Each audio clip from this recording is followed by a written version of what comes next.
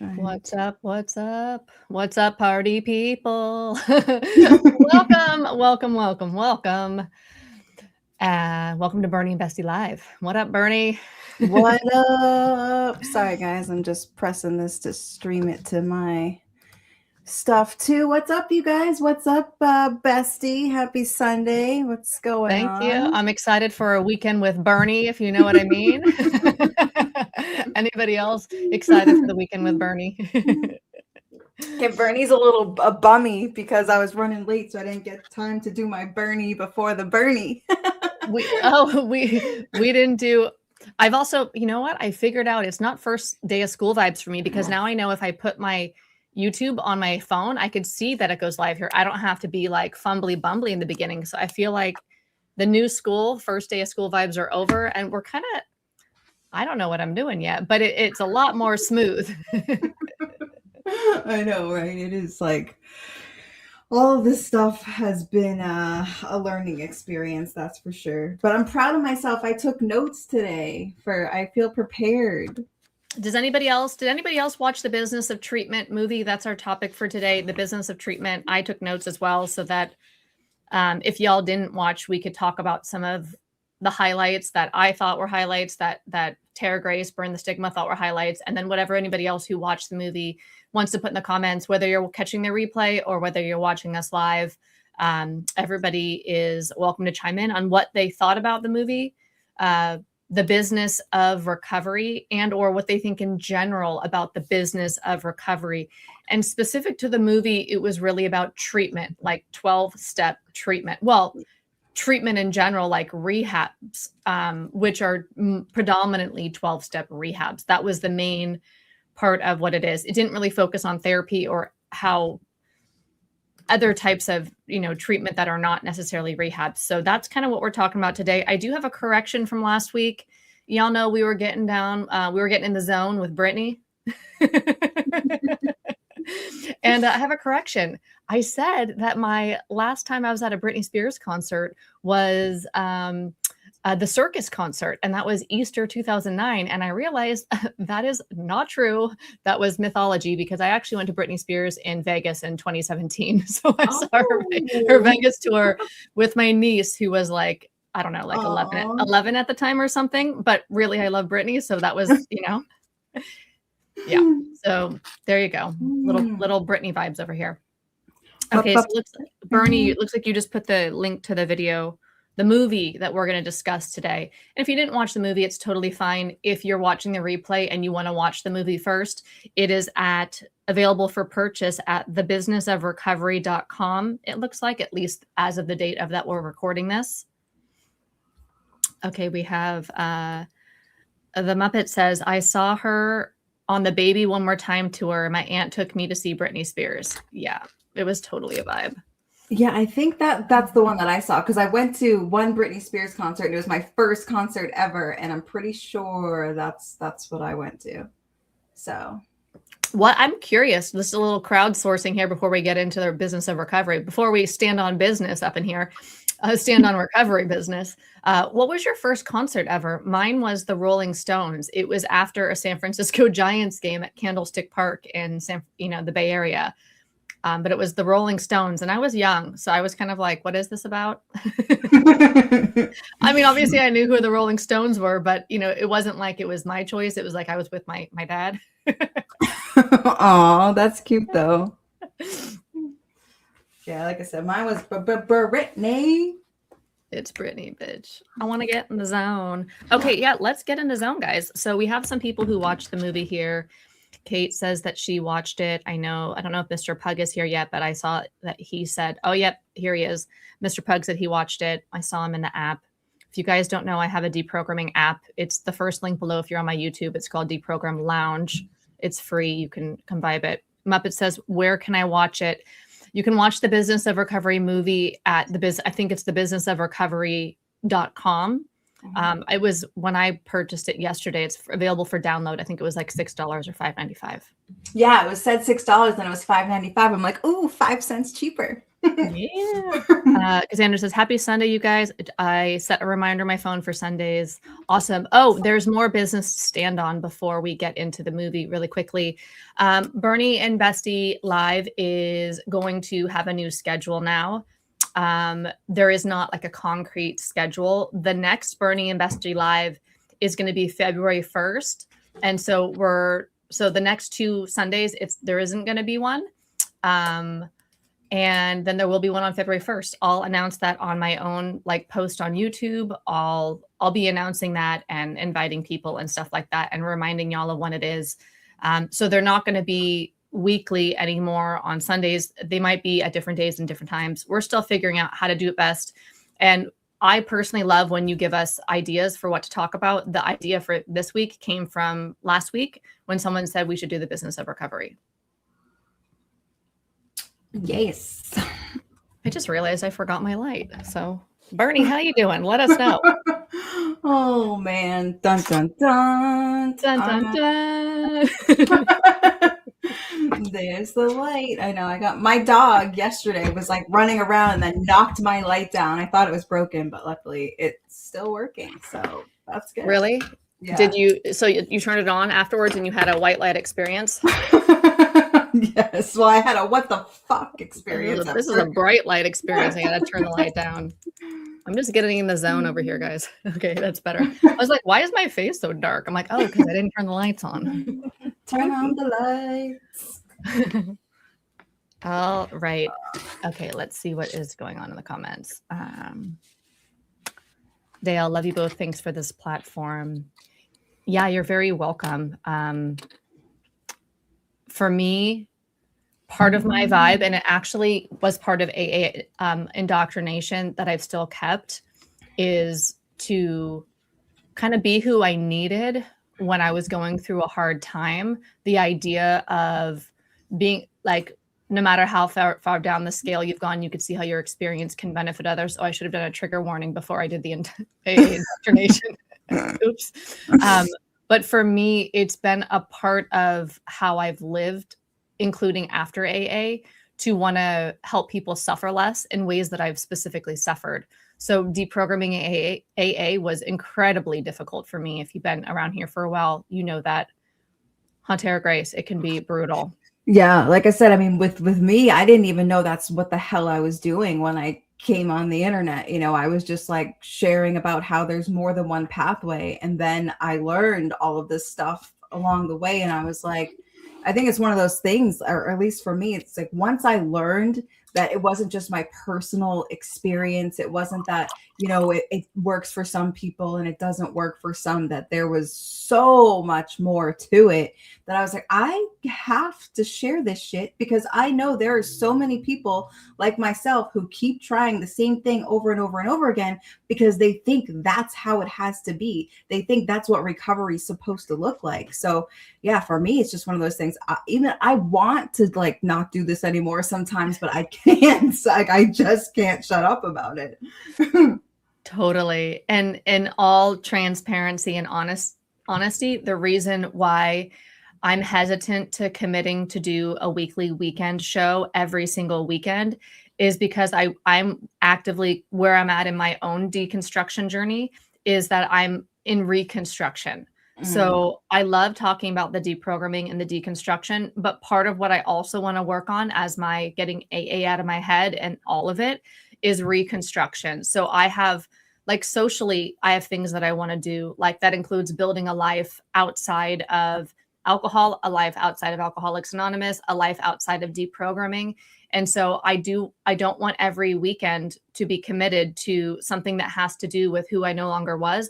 I want it to have the space to be who I am now and to cultivate those relationships and to cultivate that life and to have a thriving life outside of all of this. So I'm not done deprogramming. I'm definitely not done talking about it, but I do want to have some flexibility and like have the entire weekend off from all of it. Anything about alcohol, Alcoholics Anonymous, or deprogramming Alcoholics Anonymous, to just live, to just build life outside of all of that. And I actually think that that's a really important part of leaving AA, is to have that space where you're just enjoying the moment. You're building your life. That has nothing to do with maybe having used something like alcohol compulsively in your past because you were emotionally dysregulated or for whatever reason. Yeah, it is the balance is difficult, right? Like especially when your message is this, and then it's like the balancing of like when I go on social media, it's all I talk about, but I have a whole life outside of this, and it's just it is the balance of finding it one through the whole journey is just I don't know what the hell I'm doing. I just work a shit ton and then I do this and trying to find the balance in between of creating, I mean I have a good life, like I'm not complaining about my life, but the balance of it all, like you said, is because like when I was in AA, my life was all about AA, going to all the meetings, doing all the things, every conversation I have. And if I look at my online presence, it's all about this shit or about the treatment industry, but it's all the same stuff. So I totally am with you.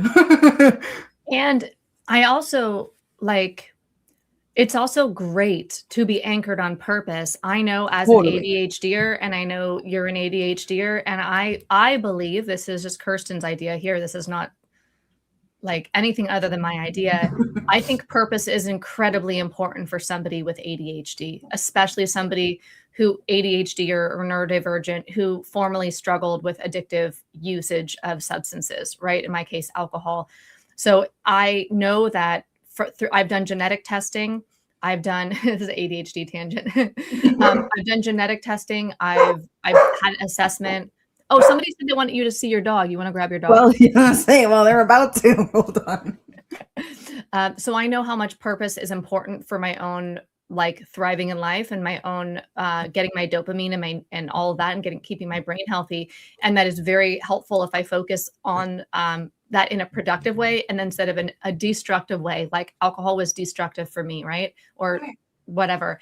So I don't think there's anything wrong if your purpose has to do with talking about something about your past. And quite often it does for people. So there's nothing wrong with that. And I might talk about deprogramming for years and years and years to come. I have no idea. I just know I'm not anywhere near done. But I want a little more space on my weekends. Let's see. Cassandra says, excellent point, Kay, about not having a set time. Life is for living and not rehashing old stuff. Yeah. And I mean, at the same time, it would also be kind of fun if every day we just hit live and shot the shit for a little while and had it less planned and more casual and then moved on with our day. So who knows how it will go. But I definitely want to have some weekends completely 100% off everything, screens, all of that, just for a little while, see how that goes. Ooh, cuteness. Who is this? This is Blaze. Oh, my reactive rat terrier. Buddy, look at the camera. You're looking over cutie. there. Hello, cutie. Hello, little baby. He's like, nope. Blaze. Hey, Blaze. Are you camera shy? Yeah, he's camera shy. But this is him. He's a giant pain in the butt, but I love him. All right, go be quiet, okay? Okay, I want to pull up this comment really quick. We have Football Madness Savage says, just left yesterday, so confused. Wow. Yes, the confusion. I relate to that. Feel like I've made the right decision, but AA fears of relapse are in my head. My WILE network are in AA. By network, I mean my partner, my ma'am, and sibling. Yeah, I didn't have any family members in AA when I left. I've heard from a lot of people how difficult that is. I was definitely confused. The word I use is actually more aggressive than confused. The word that I used in my head when I left AA was mind fucked. I just felt completely mind fucked because I was like, wait, who am I? What am I? What is addiction? Is it safe to leave? Am I going to die? Because I was convinced I was going to drink and die. Right. And that conditioning was that belief was very, very deep in my head. So I felt completely mind fucked because my gut was telling me to leave. I felt like it was all baloney, but then the brainwashing was like this, you're not safe. And that's in our nervous system too, isn't it? Because if we don't feel safe, we're having a threat response. We're having like a physiological reaction. We're stress chemicals, we're having a biological experience. We're having adrenaline, we're having cortisol, we're having all sorts of stress chemicals, like 30 plus stress chemicals flooding through our system, telling us physiologically that we're not safe. So we're going to be in fight, flight, freeze, or maybe even fawn, right? Depending upon how you look at sympathetic nervous system reaction. So it can be very uncomfortable and very confusing. And I found for me that the intellectual part of it was very important when I left, like understanding, like looking into the science, looking into the reality of the situation, because that really helped ease through facts and science. It helped ease my system a bit. Plus, I needed exposure to people who left and weren't dead. Like I didn't know people. And for me, it was specifically, not only did I want exposure to people who left and weren't dead, but who left and weren't angry. I was angry. I didn't want another angry person leading me out. I wanted to see that somebody had gotten through the anger that I was currently feeling. So for me, I couldn't find anybody who left and wasn't angry. The anger makes sense. Yeah. I was angry, but I wanted a leader who like had what I wanted, or like a role model is a better way to say it. A role model of somebody who had been through the bullshittery of leaving AA and came out the other side and seemed somewhat stable and like, okay. So yeah, there was a lot that came up for me. So confused is a great word. Yeah, definitely. So yeah, adorable. Blaze is adorable. Kate says, "Oh, he's adorable." Yeah, he sure is. Wait, Vic? What, Vic? I'm a bit behind, but I was also in 1981 at the Rolling Stones in Candlestick Park both nights. Yeah. I don't know if I was there in 81, but how old was I? What year was that? I went to the Bridge to Babylon tour where they were on the stage there, and then they had like this like center square in the middle of the ground audience. I was up on a stadium seat, and then they had this whole bridge that went out into like the middle of the audience, and then they walked across it, then the bridge retracted, then they were in the middle of the huge, like on the field, right? Like in front in the crowd. So it was the Bridge to Babylon tour, which was probably late 80s, 88, 89, I don't know, but similar. All right, Vic. What's up? Okay, let's see what Rick has to say. Good morning, Rick. Good AA morning. claims the definition of insanity is doing the same thing over and over, expecting different results. That was my experience going to AA. Yeah, and then Rick is like a miracle story of leaving AA, right, Rick? Where you had those migraines all the time, and then you left, and like you physiologically felt better from not being in there.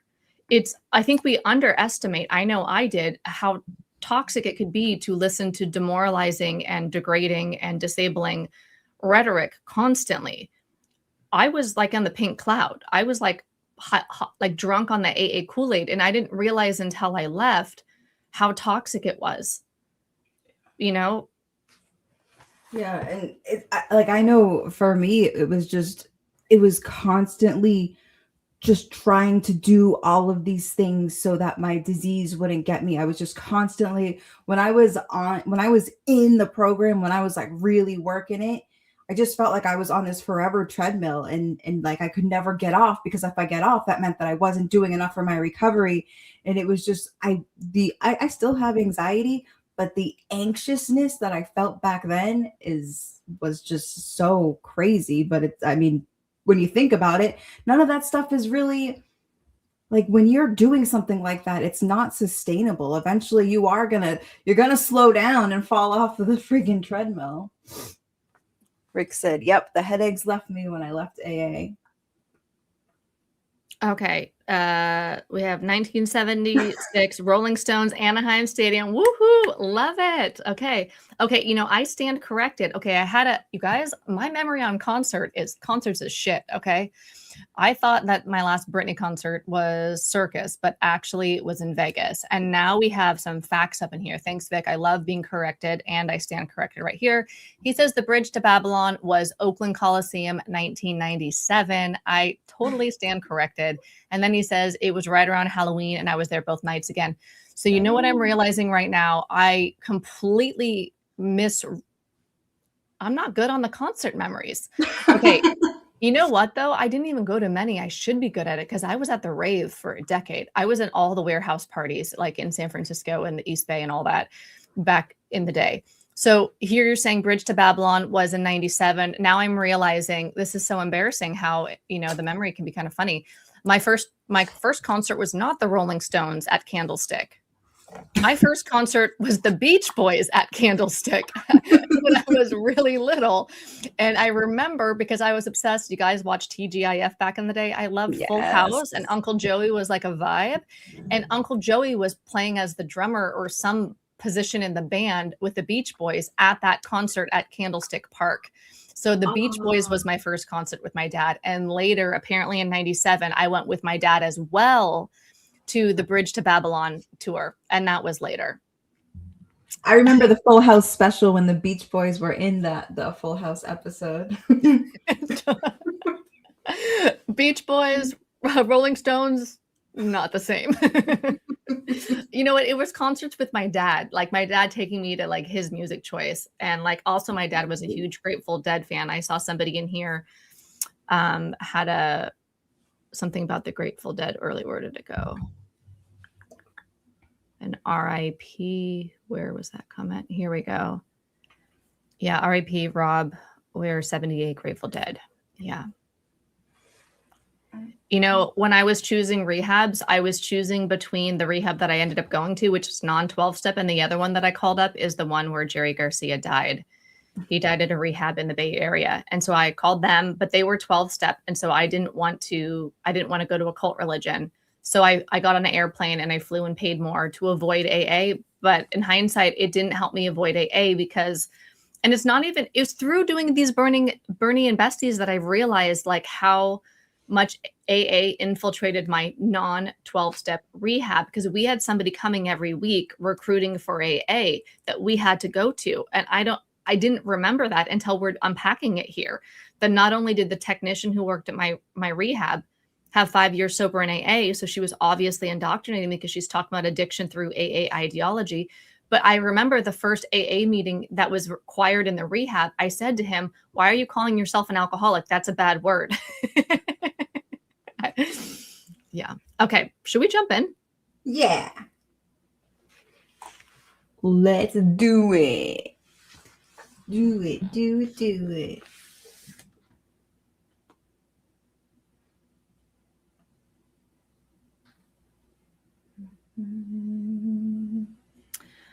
Okay, so anybody watch Business of Recovery?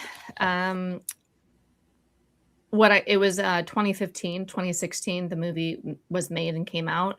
And so the stats that they gave were from 10 years ago.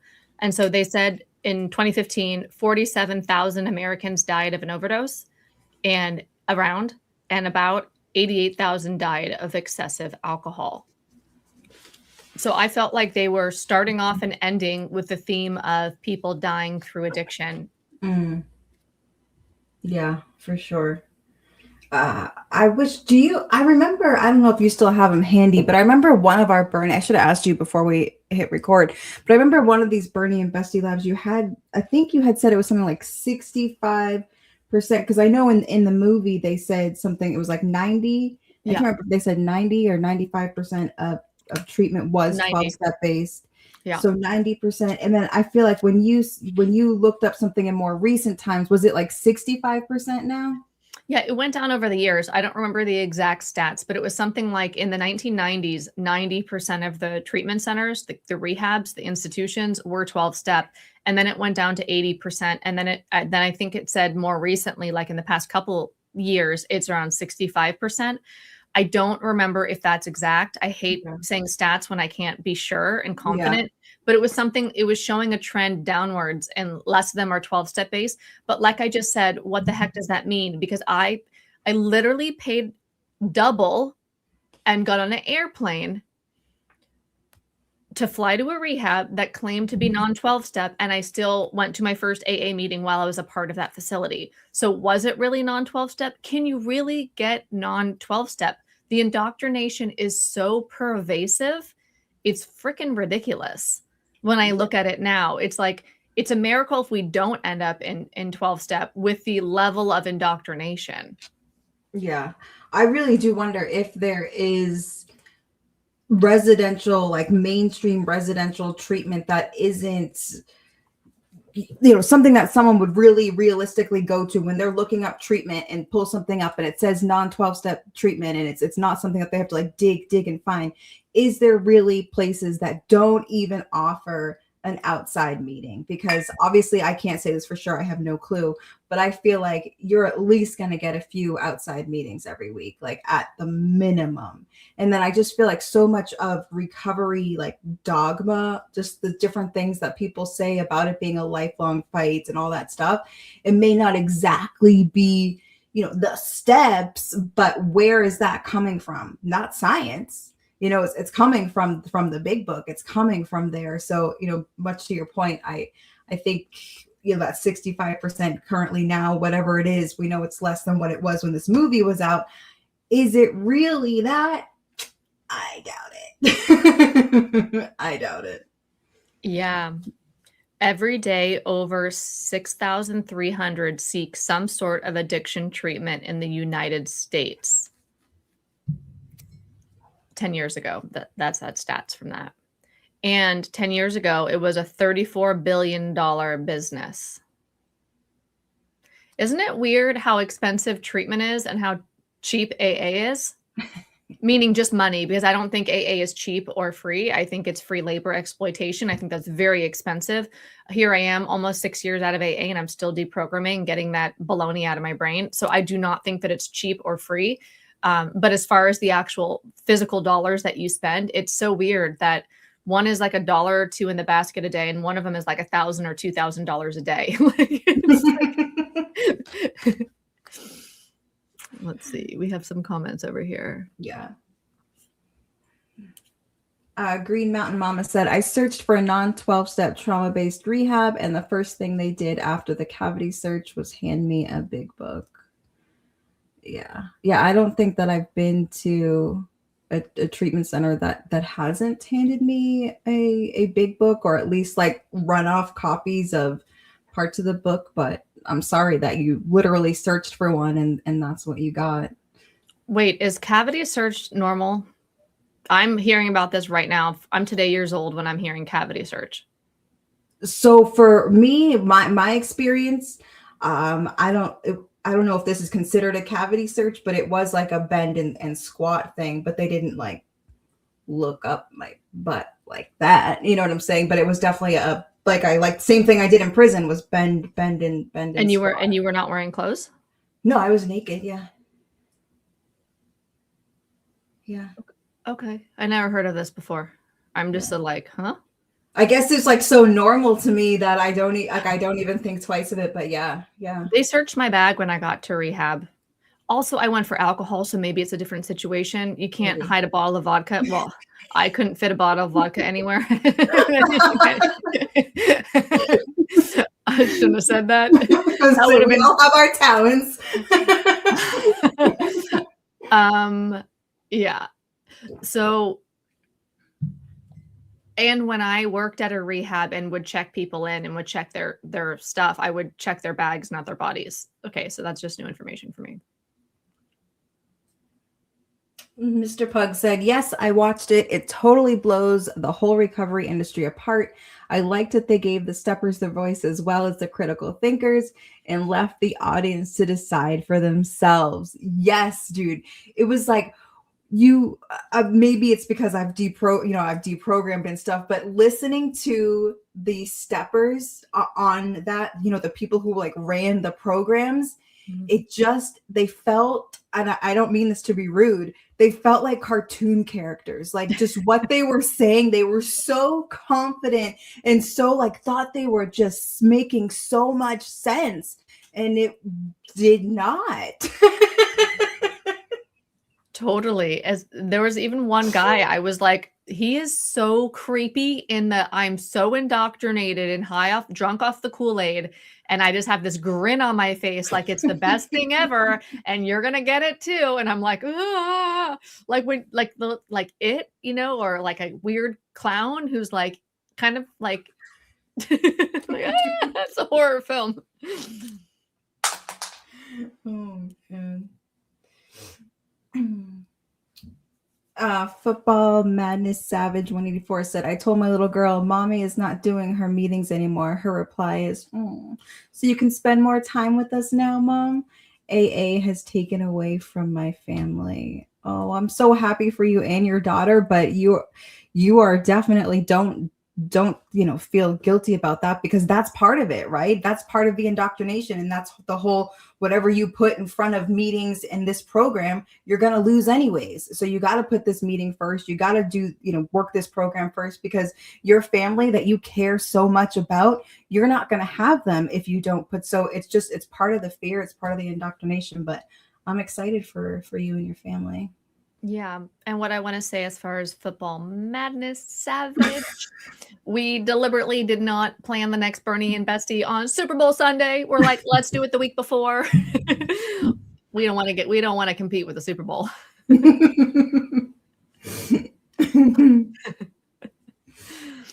Chris says, I hate recovery programs that use AA. I was threatened with homelessness from my sober living home just because I preferred a job over AA meetings from 4 p.m. to 10 p.m. every day.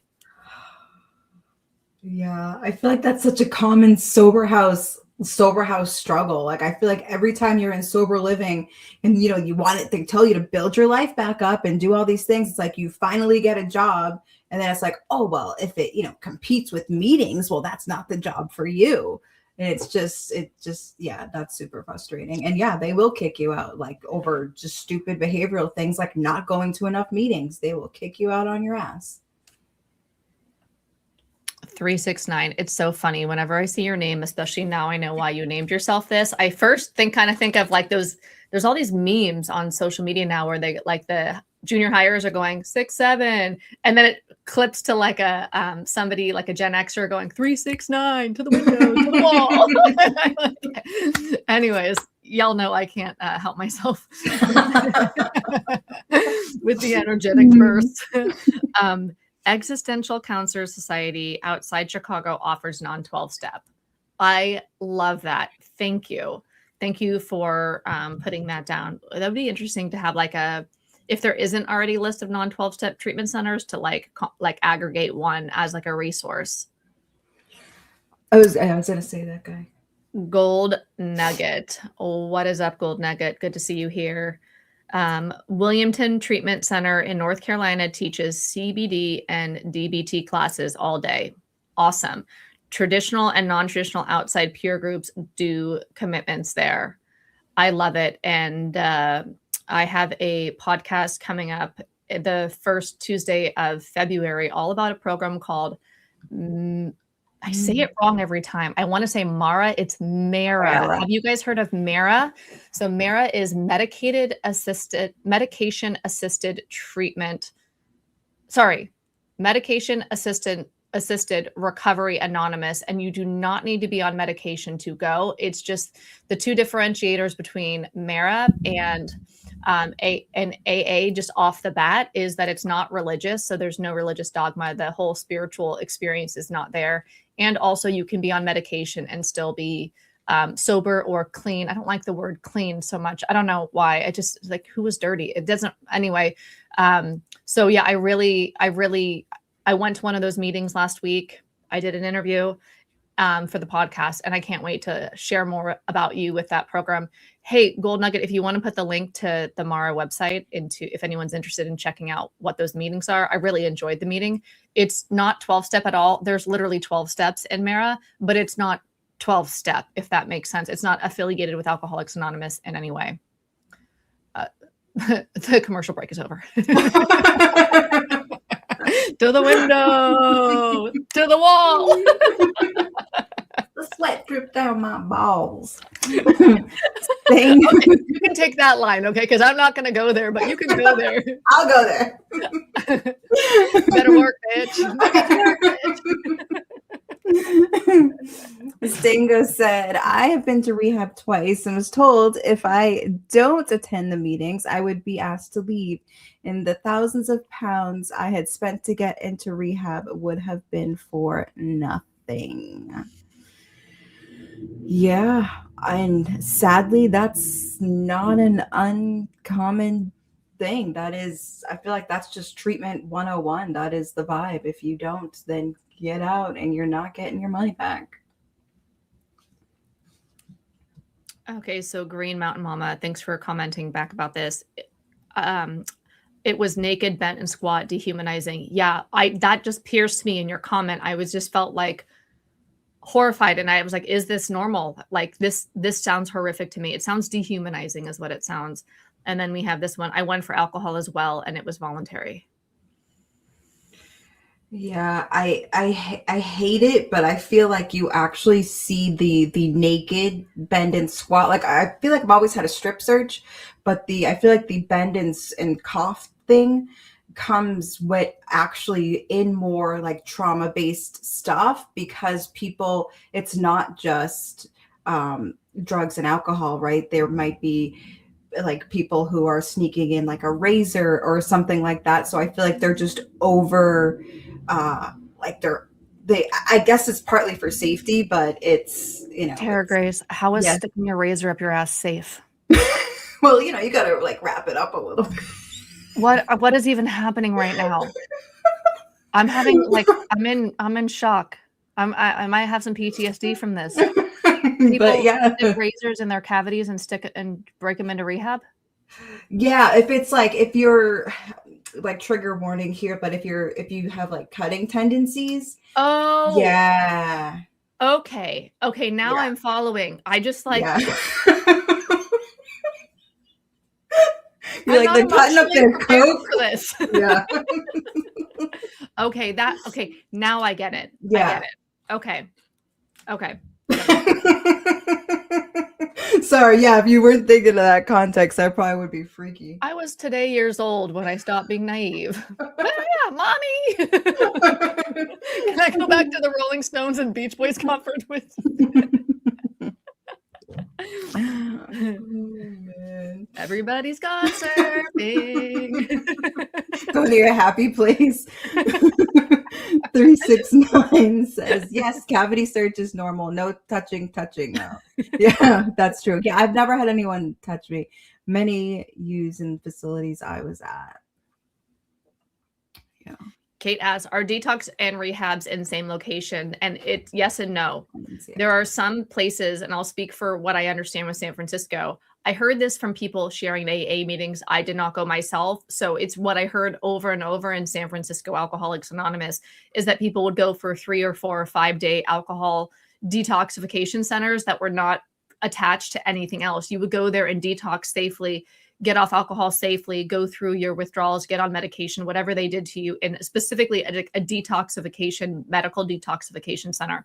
There's also rehab centers, which may or may not have that detoxification thing to varying degrees. That's very individual. Like for me specifically, I was told by everybody at the rehab, which was just a handful of people, it wasn't a big rehab, but that they had all gone through the very first week of rehab. They all went through their detox week. It was known as detox week at my treatment center. And they would go through this period where they, were excused from a lot of the groups or the therapy or like whatever, no equine therapy that week. And as that came up in our movie, The Business of Recovery, and that lady talking about we only have certified horses that are trained therapists, I was like, I'm not speaking this language. I don't know what you're talking about. But let's have safe horses in rehab. Like I don't even understand how this is the thing. I was scared of animals when I was in rehab. I was so anxious. I did not go near any horses. I opted out of equine therapy. It was not therapeutic. The guy on there who's like, I don't even like horses. I was like, you are so relatable. I was like, I'm literally having a panic attack and physically shaking from being ripped off benzos. I do not want to be near an animal that knows I'm freaked out, because they know I'm freaked out. I know we all know I'm freaked out. Do not let me be around an animal that can hurt me that knows I'm freaked, because it's not the horses will know. Dogs know. They know when you're freaked out. Anyways, so my treatment center, because I had been on Klonopin, a benzodiazepine. I'd take one in the morning, one at night, as prescribed by my psychiatrist, right? And I was on those for 2.5 years. So when I got to treatment, I did not go on a detox week. They did nothing with me. I was in all the groups, and everyone was like, "Why are you in music therapy? Why are literally we'd listen to a song and then write about it." They called everything therapy. It was kind of weird in hindsight. We had art therapy where we tie-dyed outside on the lawn. Like, it was all just like, I don't know. They were charging a lot of money to entertain us with a lot. And, to be fair, I didn't drink the entire time I was there. Right. So it did help. But I asked a couple days into rehab, how come I'm not on detox week? Everybody talked about detox week. And then they said, you came in on the detox meds. When people arrive here for alcohol, we put them on benzodiazepines. You've already been on the benzodiazepines. So we're going to keep you on your regular dose for the first week. That's your detox week. And then week 2, we're going to detox you from the benzodiazepines, from the detox meds. So my understanding is the detox and the rehab often go together. They're going to detox you if you go to rehab. You're going to be medically, well, ideally, unless you're at some rogue center, right? If you're coming off heroin, if you're coming off alcohol, if you're coming off something that it can be harmful to come off of, like benzos, then there's going to be a medical situation like detox. But there's detox is also separate from rehab. What would you say, Tara Grace? I was going to say majority of my experiences with detox, it was a detox facility. And then from the detox facility, you would work with your like case manager, whoever they were for the week that you were there, to get placed into treatment. There was 1 or 2 places, and I think it was 2 places in Texas that I went to that it was the whole shebang in the building. I did the detox and then went downstairs to the treatment. But for it, especially in Massachusetts, I feel like majority of the places are you go to medical detox and then you get placed in a treatment center. That's just my experience. Rick Jones. I agree. I was thinking of that. Mike Jones. Okay, sorry. I agree. 12-step and AA thought stopping jargon is all pervasive in society. You can't escape it. We only recognize it and cringe. Absolutely. People who have never been to a meeting, people who have no experience will recite it just because that is what society thinks and quote unquote knows about recovery and substance use disorder. It's quite wild when you really think about it. And like none of it comes from science or facts. It's a faith-based program that people and doctors and everybody is reciting like it's normal. It's quite terrifying, if you ask me. Football Madness Savage is saying, it is my son's YouTube account. I love it. Well, let your son know we are not going to try to disrupt any football Super Bowl Sunday. There's no Burnie and Bestie. We could live stream the game, right? We could commentary. Imagine. I would definitely have to be stoned for that one. Mr. Pug, good evening, Mr. Pug. It is tea time, isn't it? The steppers in that documentary, The Business of Recovery, just look so brainwashed, brain dead and brainwashed. Yeah. You know what? One of the guys in my notes I have here, he said that NA meetings created cravings.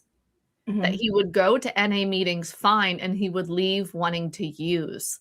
So yes, there were people that looked brainwashed. And then there were people that were saying things like this. And this is a message I don't feel like that it's like highlighted enough, that some people get triggered into relapsing through the ideology being harmful. It works if you work it, even though there's 90 to 95% failure rate.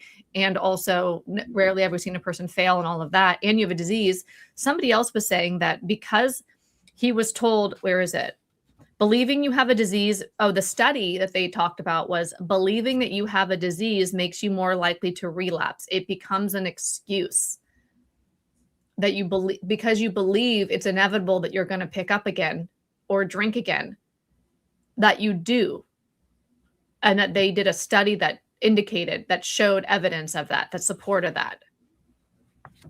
Yeah. I mean, I know for me, I definitely feel like because of what I thought, especially towards the end, like I was picking up just because I thought that was going to happen. But one of those guys, the AA guy, it cracked me up because he was just a guy who went to AA, but he said something like, I've sponsored 150 men and only 5 of them, have got it. And then like it cuts to the next scene and he's like, AA works. And it's like, you just said. Oh, okay. He said, I quoted him because I was like, I got to write down what this guy's saying. I sponsored 150 men in 25 years and he said, only 6 got it. Yeah. That's a 4% rate.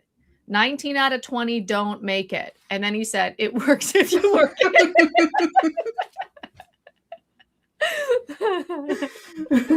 But what's so harmful about that is that people believe that the ones it doesn't work for, they will see an overwhelming amount of people that it doesn't work for.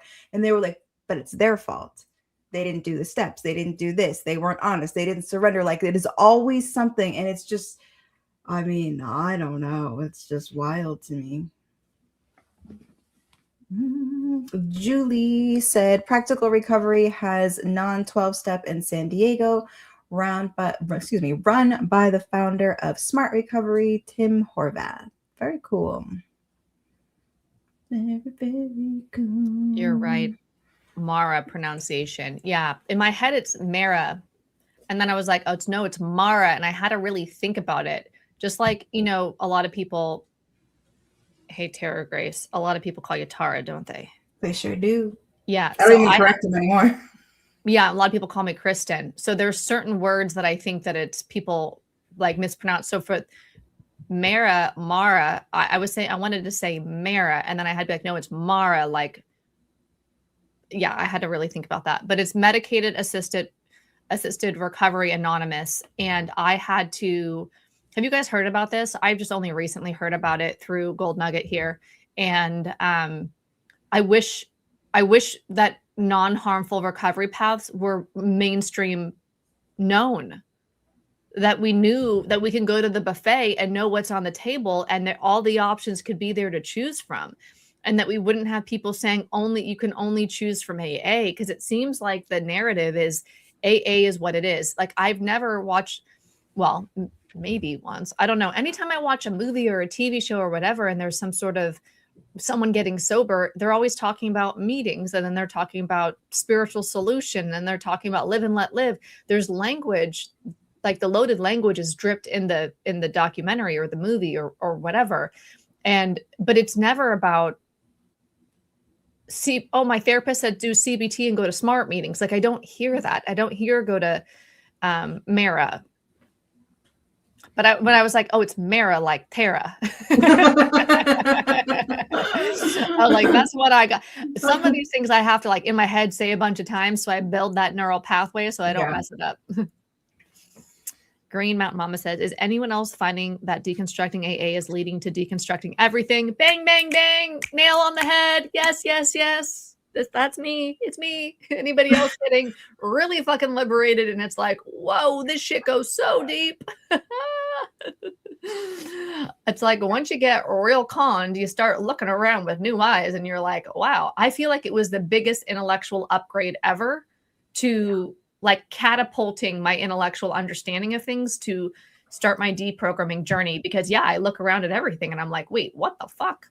What have we been told? Who's telling the story? What's the mythological origin story? Like to find out that Bill didn't just look at what the first 100 were doing and then write it down, that really it wasn't 100, and really like that's not how it happened at all. It's literally the Oxford group steps. And oh, by the way, he was in the Oxford group until 1937. So Founders Day, the day is a lie. Like that's Dr. Bob's sobriety birthday, but Dr. Bob was literally for over 4 years inside the Oxford group, not in Alcoholics Anonymous. Like it wasn't there. So I look at everything. I'm like, well, what is the origin myth here? What's the narrative that we want to believe? Like all of it. Yeah. Question everything and do your own research on everything. My question for you, Green Mountain Mama, is what are you currently deconstructing besides Alcoholics Anonymous? Ooh. Dun, dun, dun. We need a sound machine. Exactly. 369. I want to dance. Oh. 369 said to @7285. Damn number. I specifically worked second shift so I could miss them, and the job was brutal, but I stayed with the job as long as I could miss the meetings. Yeah. I'm surprised they let you. Okay, football madness savage's mom says, how do you feel about other 12-step programs, specifically ACA, healing, inner child work through 12 steps, codependency, or Al-Anon, all from the same pot, the big book? For me. I only feel comfortable staying in my lane, really, meaning I only did Alcoholics Anonymous. I've been to some, but I've been to less than 10 Al-Anon meetings. I've been to less than 10 NA meetings and less than 10 ACA meetings. So while I have gone to some ACA, NA, and Al-Anon, and I went to NA as a rehab worker, right? That's why I took the druggy buggy there, right? But I did go to ACA on my own, and I honestly found the meetings incredibly, like, I physiologically could not be in those meetings because I got so dysregulated by those meetings. I had to bounce. It was like my system did not, I was so destabilizing to be in those meetings. I don't know if it was my hypersensitivity picking up on other people's dysregulation. I don't know what it was, but it physiologically didn't feel like stable for me. It didn't feel safe for me. So I can't speak to what I think about these things, but anything rooted in 12-step ideology, if they're teaching powerlessness, if they're teaching fatal progressive disease, to teach somebody that Al-Anon is a disease, it's no, if your husband is an asshole, that is not a disease. Like, he's like, I just don't agree with the core philosophy of 12-step. Have you been in other 12-step programs, Tara, where you can speak from experience?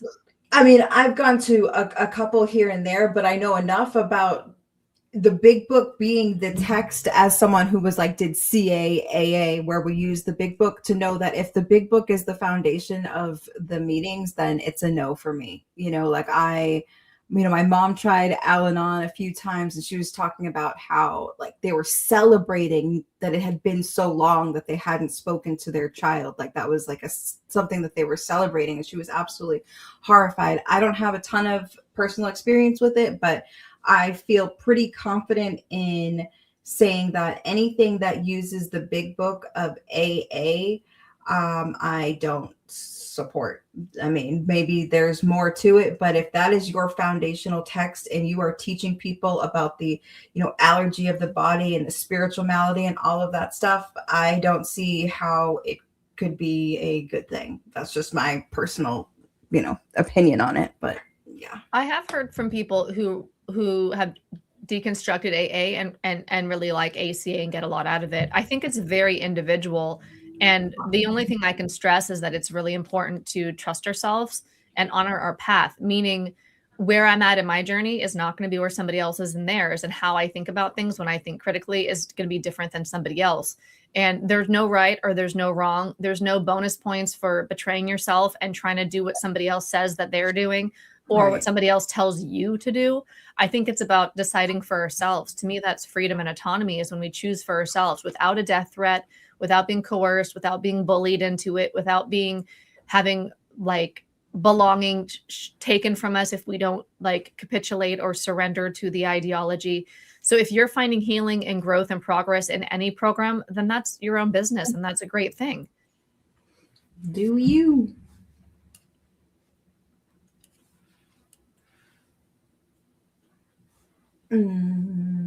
Lydia says, oh, sorry, go ahead. No, I was going to say, go ahead. There was a lady in my group who in 2001 spent 7 months in a state-funded rehab. I think she was more fear indoctrinated from the rehab than drugs or alcohol.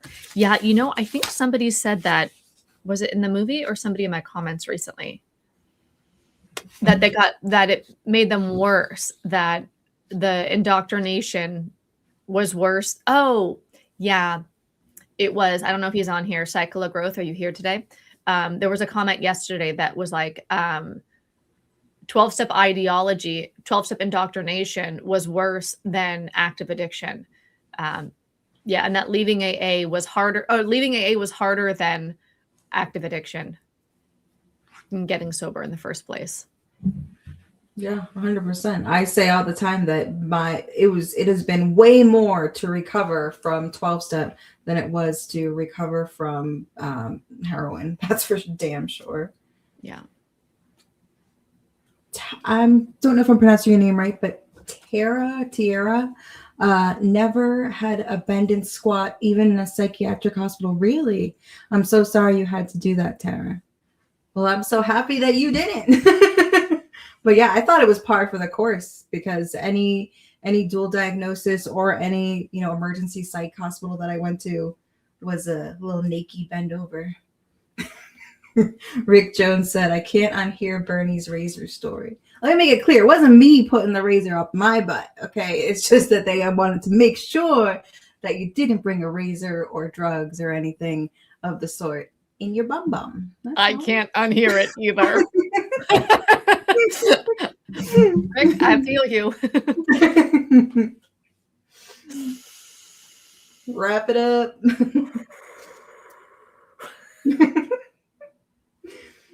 And Tira said, detox was always separate from rehab for me.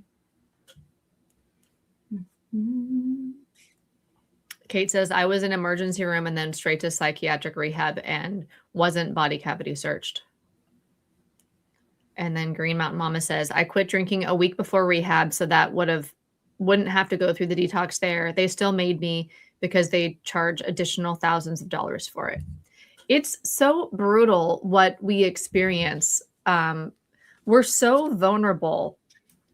And it's just the things that the lack of like certification. I mean, that's something that came up in the movie, right?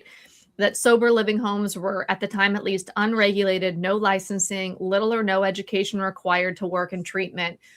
They showed a job application for some like medical-ish kind of position, and the requirement for the job was 2 years in a 12-step program. It's like, what the fuckery is that? I mean, that's some serious bullshit. That should be medical malpractice. You need to be a committed cult member in order to work here with like it doesn't even make any sense. But we're so vulnerable, aren't we? We barely know which way is up. So we get like all this stuff happens and we don't even know our rights a lot of the time. What's funny about the sober house thing is I'm pretty sure to this day, pretty much anyone can still open a sober house. And I remember when I heard that, I was like, isn't that so beautiful?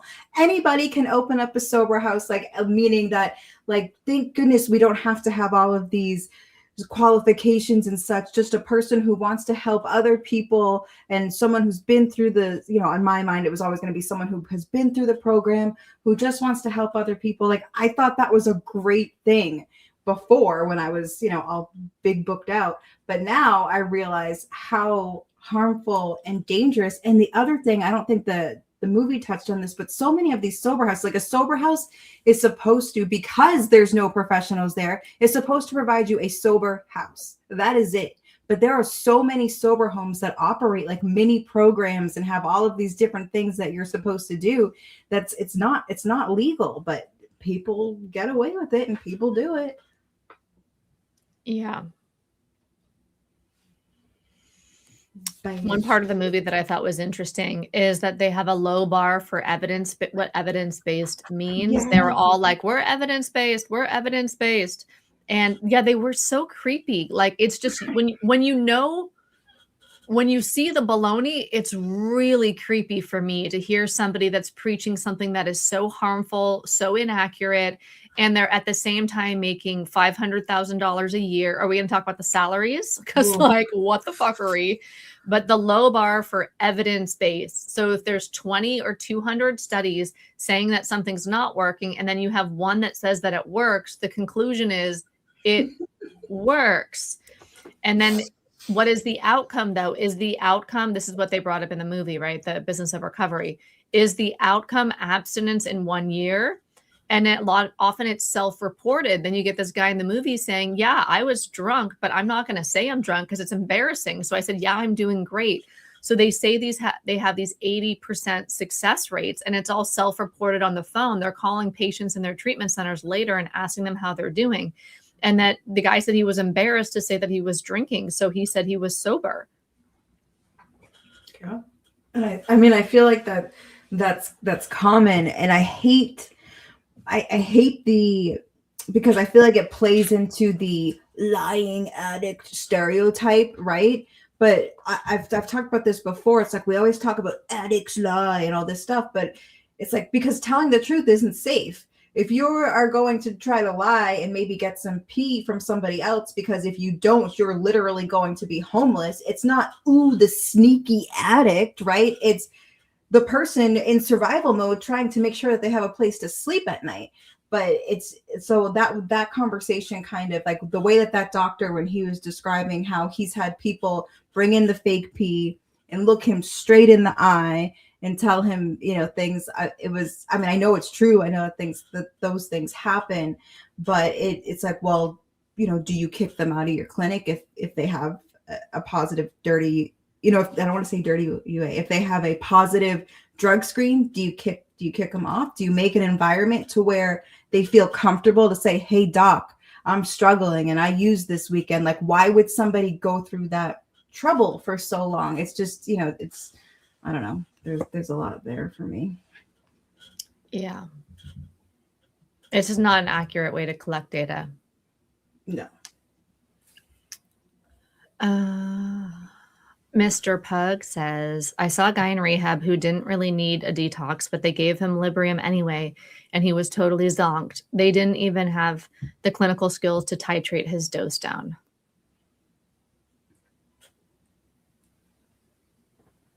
Yeah. It's scary. Some of what happens, it's scary. Yeah, Julie said, I have a dear friend going into rehab this week. I'm scared for him. I know. I don't even know what to say anymore. Like when people are talking about treatment, of course, I'm always going to be supportive, like, of course. But at the same time, like you say, Julie, I'm scared for them because I don't necessarily feel at this point in time in my life. That used to always be what I would suggest, like go to detox, go to rehab, go to detox, go to rehab. And now that's not my first thing that I say, What's the first thing you say? I say, what does the person want to do? Does the person want to stop? Because people always try to make decisions for other people. And it's like, well, maybe we think that they need to stop and all this stuff, but is that their end goal? Because we know, especially with the illicit supply that's out there today, if somebody does not want to stop and they are going to go to appease you or because you're going to kick them out or XYZ, and they go, and then they get out and it just didn't work for them because they didn't want to be there, whatever reason, and they pick up again. Well, now they have nothing in their system and they're more likely to overdose, depending on what their, drug of choice or whatever is. So it's tough. It's really tough. What about how the movie ended? What did that make you think about treatment? Hey, you guys, I don't want to do a spoiler alert here, but it's about to be a spoiler alert on how the movie ended. It was very moving emotionally. I had like chills throughout my entire body. I had like a very physical, visceral experience with the ending of the movie. Should we go there or are we not there yet? I guess we're here because I'm talking about it. I don't want to be annoying. Well, it's like I texted you when the first one died. So, the first one, it said right 3 months after filming that he had a heroin overdose and died, right? So I was like, holy shit, even though I hate to say it, but it's definitely an outcome that happens to people that are in and out of treatment all the time.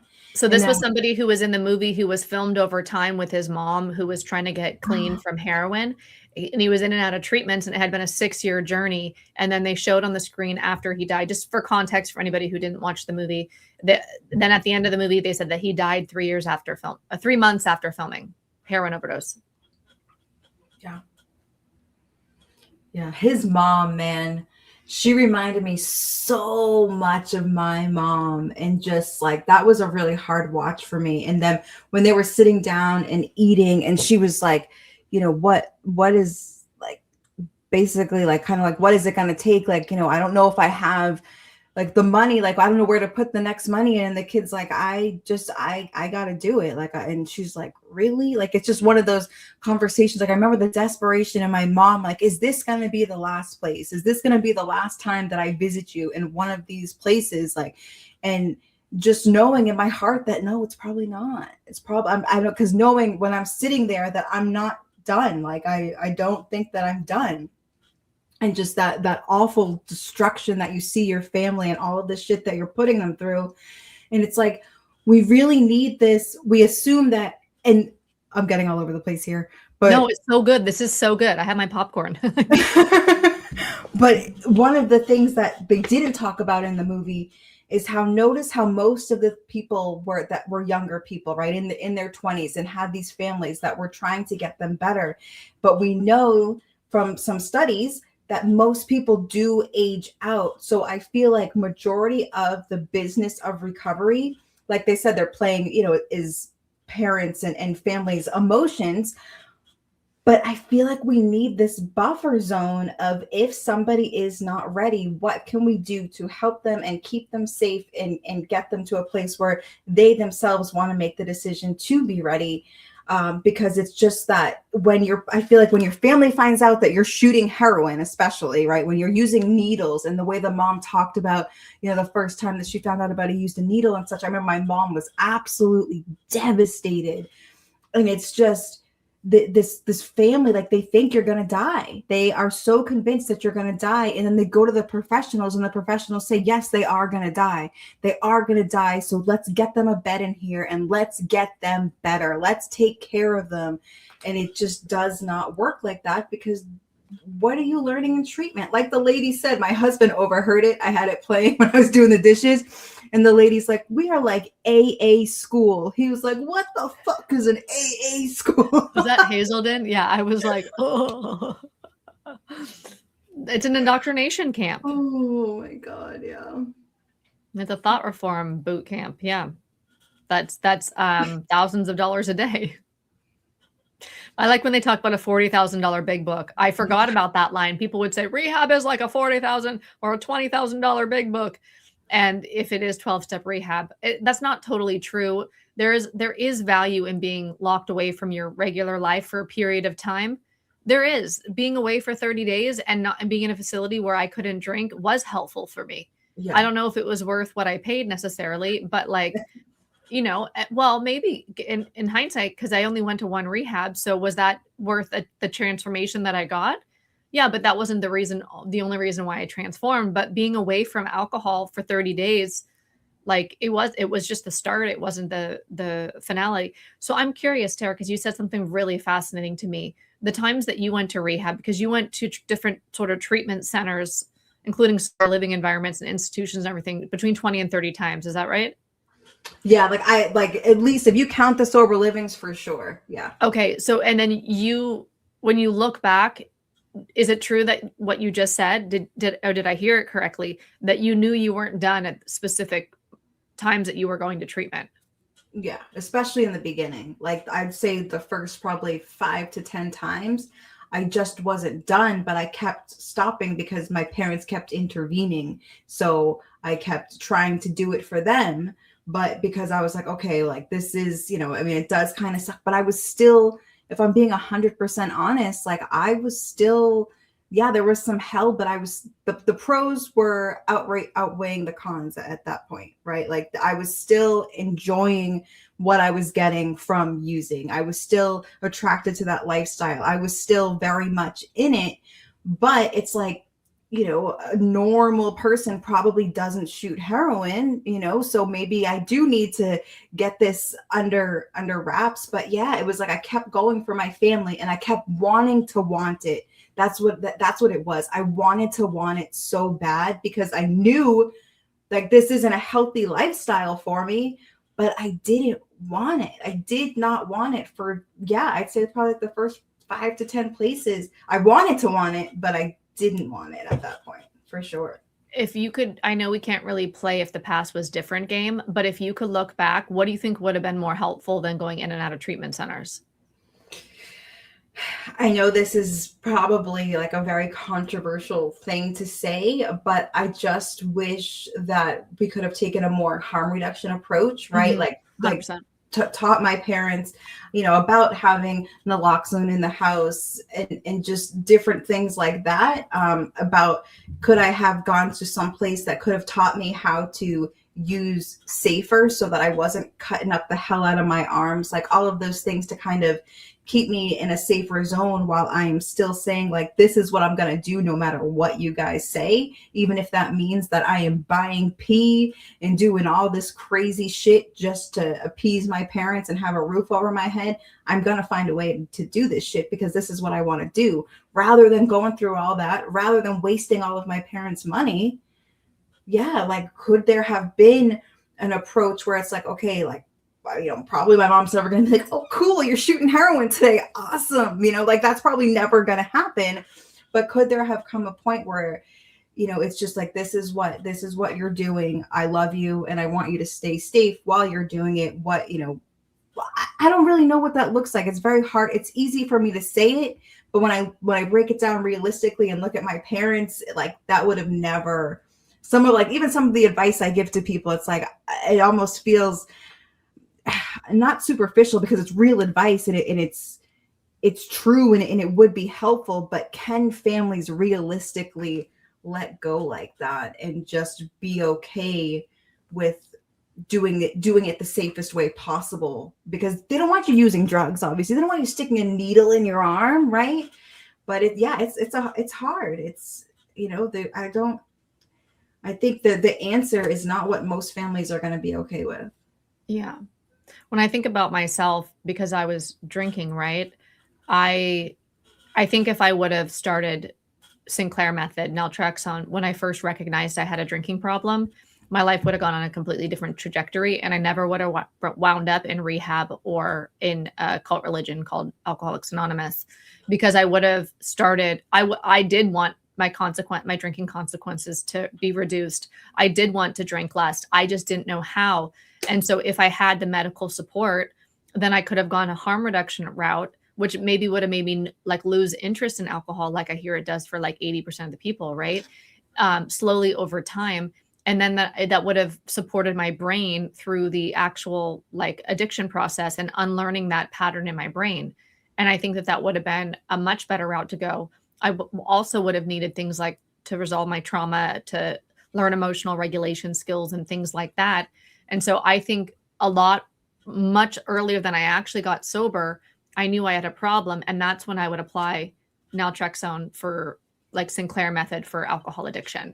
So I can see in hindsight, like what would have been a better path. I mean, I really could have started that at any point, but I could have started it when I was like when I was 23. Like the week that I turned 23, I knew I had a problem, but I didn't get sober then. But that's when I could have started, easing my problem without having it be so aggressive and disruptive and having to be in a cult. Damn it, I know. And it's not even, I don't know if now it is in the, in the early recovery spaces. I feel like it's not, but still, but why is that stuff not? Well, I mean, I know why it's not, because the treatment industry is a multi-billion-dollar industry and that makes more money than for that to happen. But well, there's two things, right? There's the multi-billion-dollar industry, and then there's the cult indoctrination. Yeah. Because if we dare say, I get the most brutal reactions to talking about Sinclair method. Sinclair method is fake. It doesn't work. It's a fraud. You're and then all these names, and it's like, you can't even say that you've researched methods and some are more effective than others according to lots of research and data without getting like harassed or verbally abused. And it's like, that's the cult indoctrination. So you can't even talk about a better, safer alternative for some people. No, not for everybody. And if you try Sinclair and it doesn't work for you and you did it the correct way, meaning you knew it was going to take 6 months or 9 months or maybe even up to a year and a half to like have the results, and it didn't work for you, then okay, maybe if AA really is the last house on the block. But I was told it was the last house on the block when it was actually the first one. Yeah. And I believed it was the last one because of like cult indoctrination. I believed what was repeated over and over and over again without actually thinking critically. I did not try smart recovery. I did not try other paths. I did not try rational recovery. I did not pick up Alan Carr's Easy Way to Quit Drinking book and like focus on my desires, you know? And so, but I believed that it was the last house on the block because they told me it was, but it was the first. Okay, we have Gold Nugget here saying, yes, I worked in a treatment facility, detox, then evaluation for further treatment on the units. No cavity searches were allowed. That's good. Sarah Elizabeth said, as a professional arts master's practitioner, that's a shame. I'm also in recovery. I sometimes went through private programs. Other times I went through proper medical-based facilities. Sarah, I'm interested in the medical-based places. Did you find that did they offer anything other than 12-step? Because, I mean, any of the medical places, they were still detoxes, but any place I went, it was still, yeah, technically it was medical, but AA was the cure, baby. So.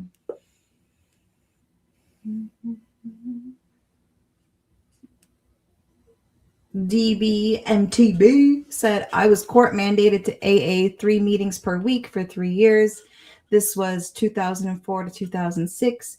In hindsight, I'm appalled that the U.S. court system can force indoctrination into a cult religion. Thank you both. And what's crazy is that there's so many court cases where people have won that it is a faith-based program and that they need to be offered an alternative for this court, for being court mandated. But it's like, it's still in 2026, people are being court mandated to meetings. And they're not clear up front that it's a religion, even though it's been by the courts deemed it to be religious. But they're still not letting you know when you check into Betty Ford, Hazelden, or all these treatment centers that were in the movie we're talking about, that what it actually is. Yeah, it's a religion. Yeah, the point is to convert you. It's a religious conversion experience. And for some people that works. There's nothing wrong with a religious conversion experience. There's literally nothing wrong with it. But let's be clear, but to coerce a religious, even if you're religious, you don't want to be coerced into somebody else's religion. Nobody wants to be religiously coerced, but to choose a religious conversion is fine. But let's just be honest about what it is. I always say this, but like with every single cigarette I smoked, I knew the harm associated with it. Maybe I was in denial. Maybe I thought I was young and it was never going to happen to me. I never really believed I'd get lung cancer or whatever, but I was never confused about the harm. It was always informed consent. Every cigarette I smoked was informed consent because I knew. My doctor didn't say Camels were the good ones to me. No, I knew it was harmful. And I just wish that was what was on 12-step, like a warning label that like, yeah, for some people, religious conversion experience is going to be what works for you. And it might be what keeps you alive. Facts. Some people go to AA and they're still alive and they believe that saved their life. Now, who am I to say it didn't save your life? I know It didn't save my life. I know I was indoctrinated to believe that it did. I know that's a cult indoctrination tactic. But if somebody believes AA saved their life, that's you. You get to believe whatever the heck you want to believe. And that might be true for you. How would I know? How would I know? I don't know you. Like, I would never say like that. What I can say for me is that I thought that was true, and then it wasn't true because I realized that I saved my own life. But yeah, so if we can just be honest that it's a cult religion, and then people can go if they want, and if it really is the last house on the block, or maybe they want to choose it as the first house on the block. Like I said, I smoked cigarettes knowing that there was a harm. I was getting a benefit, and so I went and I smoked the cigarette. It was helping me. Like, I'm neurodivergent. It helped me. Can you see? I'm doing all this weird fucking shit with my hair dye. I know. I'm like, you can't see on the camera, but I'm like, but I was getting a benefit from the cigarettes. One of the benefits, I was just thinking about this, was the social, like it kind of like gave me an in to socializing because I'd go meet other people who were also smoking, like in areas where smokers smoke. And then it was easier to have a conversation with people, and it helped me with my social differences. And so there was benefits of smoking. Plus it made me feel a type of way. It medicated some of my feelings and stuff. So I was aware of the pros and I was aware of the cons, and I chose it anyways. And so, yeah.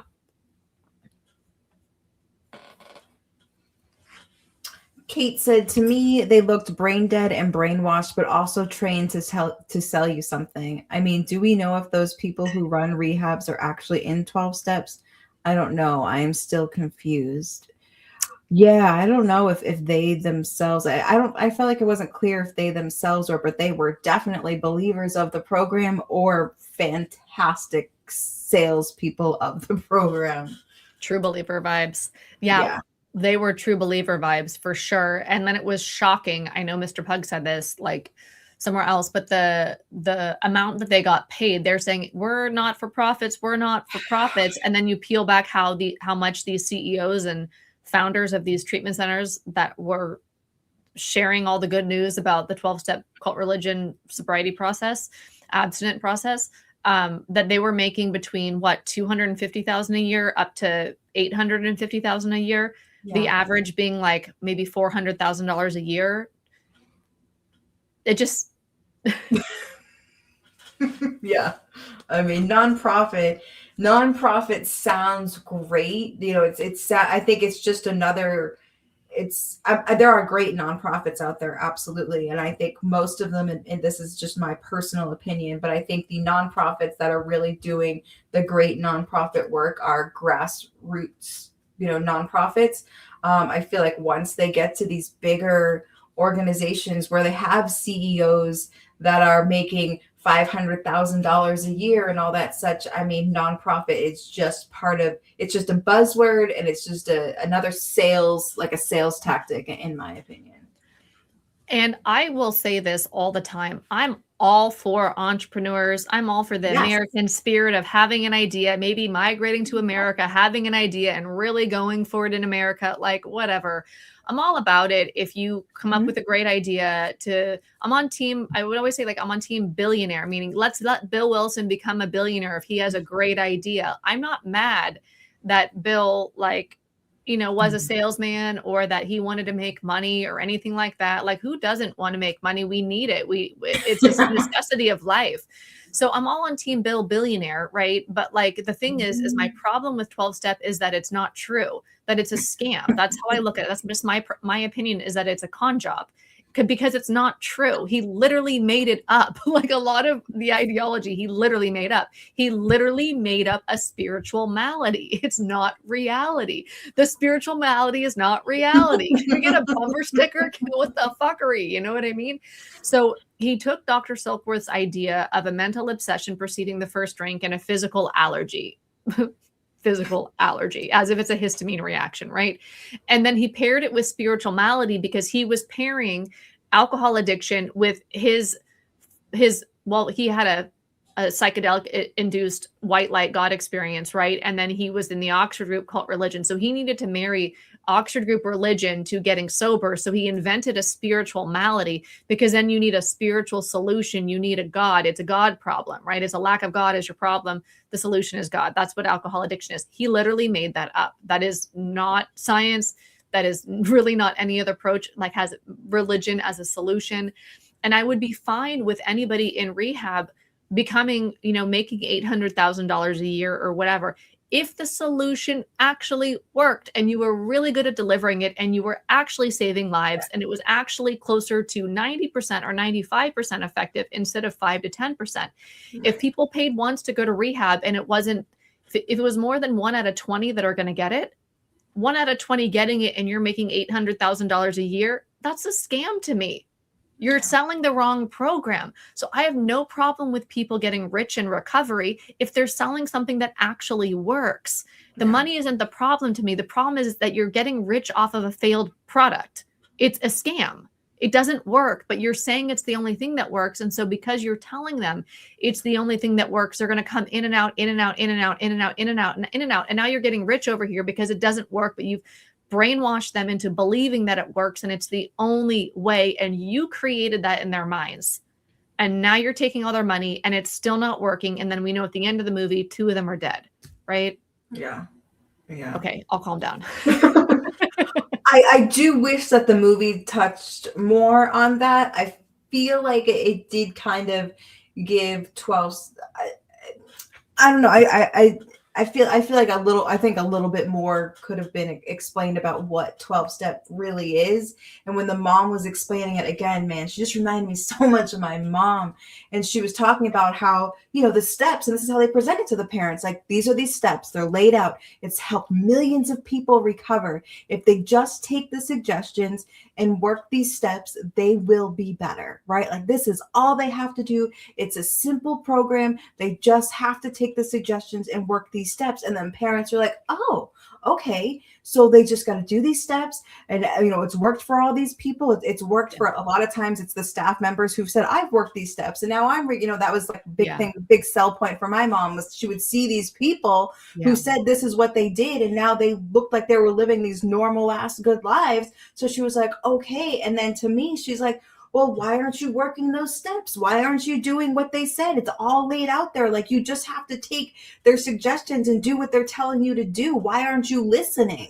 Why aren't you, like, it's so simple. And it's like, Mom, it's not that simple. I am trying. Now, in the beginning, like I said, the first 5 to 10 times I didn't want it. But when I did want it, and I remember someone said to me, they're like, it's because you half-assed it so many times that, like, now it's not working for you because, I forget, they had, it actually sounded really good when they said it to me. I wish I could remember exactly what they said, but they basically said that the steps lost their magic and their appeal because I didn't do them the right way so many times. I was like, oh, that makes a lot of sense. And I was like, I'm shocked. Okay, so cult rule number 2. Okay, so I kind of made up cult rule number 1 and number 2. This is not really a thing, but for me, it's a thing. Cult rule number 1 is we're not a cult, but cult rule number 2 is you're wrong. Whatever we're talking about, you're wrong. Oh, the reason why you're wrong is because very specific to your situation, I'm going to make up like my opinion as fact, but the bottom line is you're wrong. Yeah. No matter what you say, it's going to be you're the problem. Yeah. Because you failed before, you keep failing. That's why. Yeah. Yep. Or the system's a failure. Yeah. Okay. Julie says, I lost 2 of my children to ACA. 12-step can tear families apart. I hear that a lot, and I'm really sorry to hear that. Yeah. Rick says, Al-Anon is mostly invaded by AA members these days. They are called double winners. Yeah, that's right. It's double jeopardy, double your misery. Oh my God. Oh my God. Totally. I'm just going to read through a bunch of comments. I'm behind on them. Then we have, I recovered through meditation and yoga. Awesome. It seemed like AA people didn't think I had done it the right way. 100%. 100% they wouldn't think yoga and meditation is the right way. Nydia says, ACA has its own text, but I stayed away from it. I did 4 years of ACA and used the other text. It's how I accidentally deprogrammed. I used no sponsor and no regular readings, no powerlessness. Yeah, I've heard good things about ACA from some people in the deprogramming space, so I appreciate your comment there. I don't really have an opinion on it because I haven't done it, so I can't talk about it. My ACA journey was with a lot of choice. AAs and ACA tried to force themselves on me, but I stayed away from them. Awesome. I don't know what Rick is saying here, but Burnie is funny. And I think it's when I was talking about the razor and the bum bum.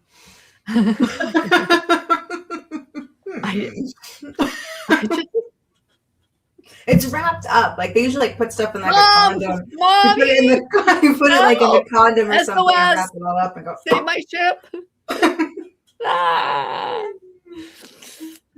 This is I prefer the coin purse than the bum, I'll put something. I'm not putting my bomb. Put in my little coin purse. And then if anybody wants to stay for the meeting after the meeting today, we're gonna process and deprogram from this trauma we're experiencing with the razor bum situation.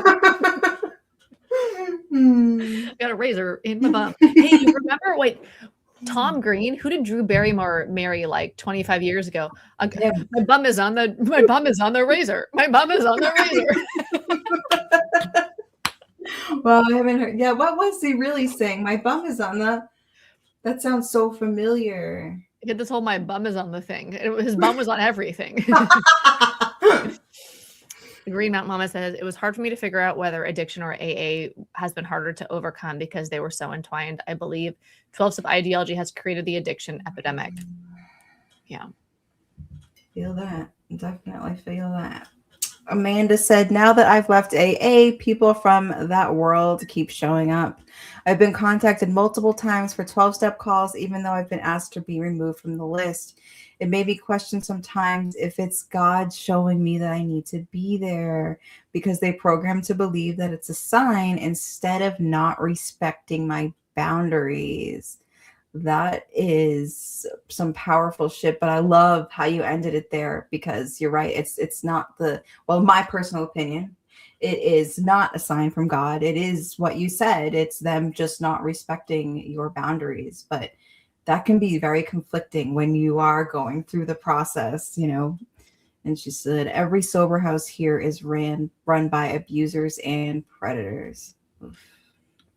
Yeah, there's way too many in, like, there's something about sober living that attracts so many predators and abusers. Like you said, I guess it's just because and anyone can do it, right? So anyone can do it. And if they got a little money themselves, or, you know, whatever, it's just, and it becomes, that becomes another like pedestal thing, right? Like if you have a sober house and you go to meetings and you're helping so many people get sober, then, you know, people will turn a little bit of a blind eye if you're 13 stepping all the newcomers, because, you know, some are sicker than others. We all have our character defects, but look at how much good they're doing for the community.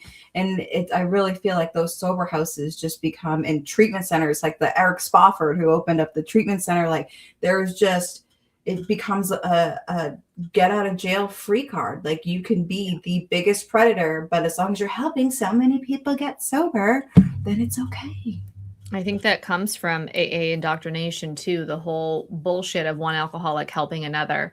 It set up the entire foundation for global indoctrination on it. You don't need to be certified, qualified, know anything about medical, anything, or CPR, or having a defibrillator or whatever the heck it is. I don't even know what it is because I haven't been trained, but I don't work there. So it's not a problem necessarily. And that you can be whoever you want, as long as it's one alcoholic helping another or one addict helping another. Your qualification is that you are sober yourself or you've been through the sobriety process. That's complete baloney. Could you imagine that if you're a dentist, all they needed to know how to do before they start drilling on your teeth was have the experience of having had teeth or having had teeth drilled before? Like, it's so bananas. It is. Like, it really is. No training. Yeah. And literally the only thing, I can't think of anything else out there that's like that. I can't think of one other thing where they just push basically peer support and in a book from the 1930s. Like, it just doesn't happen. But with substance use disorder, it's the norm. Yeah. Kate says, I watched the movie Body Brokers last night, and I'm even more shocked. I watched this like 5 years ago. I think that's when I first left AA, I believed I watched Body Brokers. I did write something on this topic from the movie that we watched, or some of us that we're talking about today, which is The Business of Recovery, about the 10% commissions and the conflict of interest. And I had to Google Body Brokers. I did yesterday just to make sure I was on the same page. And my understanding of a body broker is like exactly that. It's somebody who's getting commission to send somebody to treatment, and that this isn't normally how medicine works. This isn't like that somebody shouldn't be getting a cut of it. And it made me realize that the initial crack in my brainwash, in my AA brainwashing, was when this guy in Bali died, took his own life. And I felt like it was AA's fault. And I felt like, how could I be a part of a group where this is okay? He has 3 kids. He's dead. It's over. Like, and his sponsor told him, you cannot seek outside help. In fact, you need to cancel the help that you've already booked. He had hired help for his anxiety and his mental health, and he canceled the help because his sponsor said, you cannot get help until, and I've told this story before, but there's a part of it that just occurred to me yesterday, a new part. You can't get help until you finish your 5th step. No outside help. Don't dilute the solution, or whatever the fuckery he was told. And so he did. He canceled the help, and he was just going to do his 4th step, wait till after his 5th step to get help, for professional help for his mental health. The idea of outside help is complete baloney, bullshit, indoctrination, harmful rhetoric anyways. He took his own life before he finished his 5th step, before he finished his 4th step. So, you know, the other piece that I didn't know until like last year was that his sponsor, because that's why I had to Google, wait, what the fuck is a body broker? Because it's all comes together slowly, my awakening from how toxic and dangerous some of these people can be in AA, and then AA ideology in together, and the infiltration of AA ideology into mainstream narrative of how recovery works or should be thought about. His sponsor received a kickback for getting him into rehab months before he went. He hadn't even relapsed yet, and his sponsor made a deal with a rehab that was opening up to get a cut for sending him to that rehab. And then his sponsor convinced him to go to the rehab. I don't want to get too much into his story, but his sponsor had him cancel his professional help and actually got thousands of dollars of kickback from a rehab to get this guy into rehab. And then the guy, like right his first or second day in rehab, took his own life. In the rehab center. Yeah, I didn't even like really realize like sponsors were in on it, but you see it all over social media. All of these recovery influencers that have their phone number and their, call if you need, message me if you need to get into treatment. I mean, it's rampant. And like Gold Nugget said right there, body brokering is now illegal in the US, but I don't know. I know there's this one person who says he makes content. He doesn't get paid per person. So I really feel like they're finding other ways to still body broker without it being the direct, 1, 2, 3, 4, 5 people you got in. Okay, here's your cut. There's still, it's under the radar. Body brokering is still very, very much a thing. I apologize on the comments. There's been a lot, and so I've just scrolled to the recent ones. So I know I've skipped over some, so I apologize. And I know that that's annoying for people who want their comment talked about. So I apologize. Creek says the rehab industry complex is one giant fraud. And Kate says the fact that it's illegal doesn't mean that it doesn't happen. That's true. Oh, it's happening. Adrian said, I literally heard some celebrity AAO say, I don't traffic girls anymore. Meth and AA is frightening. I didn't do meth either. Oh, James Bond, one of my favorite subjects. Any word on the Eric Spofford kerfuffle? So the last that I heard, he was trying to get it dismissed. Get this.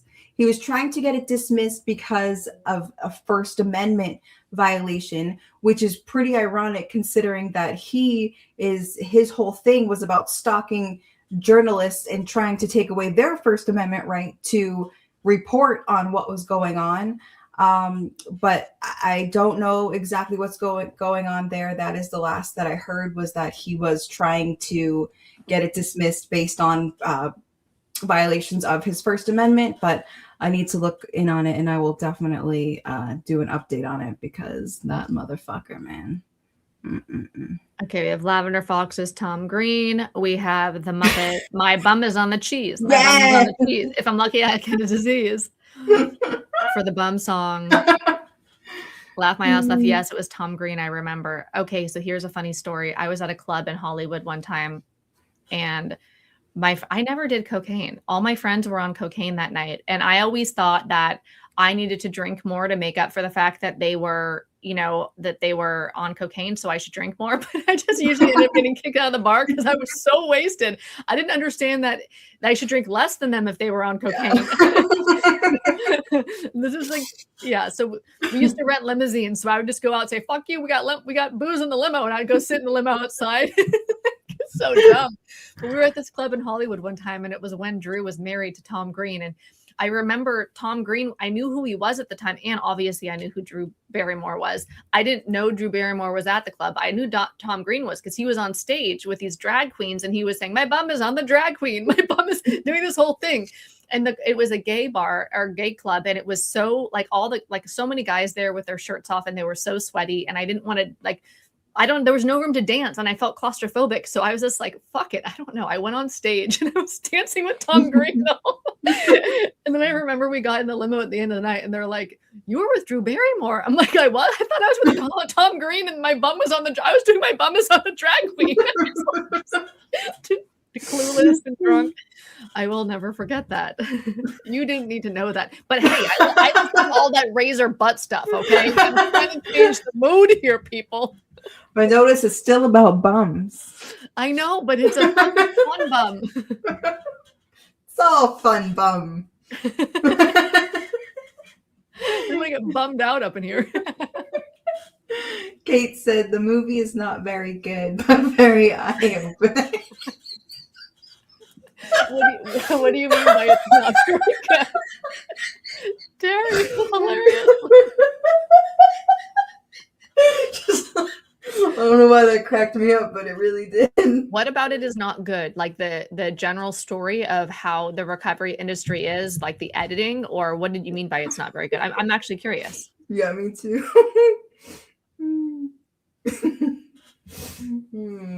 Lydia, I'm sorry if I'm saying her name wrong. In our group, there was AAs from the USA who were often therapists and counselors picking up patients. They were there to seek clients. Yeah, it doesn't surprise me one bit. I just saw this dude in Massachusetts. You guys may have seen him on social media. He's called Victor the Good Boss, right? And he was trying to get somebody into treatment. Like in Massachusetts, we have a lot of good state-based treatment, and it's pretty decent, right? And you can get into a treatment center rather quickly, I would say if you know someone, you can get in that day, right? But I'd say within 24 hours, you can get a bed. But this dude, I don't have proof, but my intuition says he's probably a body broker, right? And there was this woman and she was on a high dose of methadone.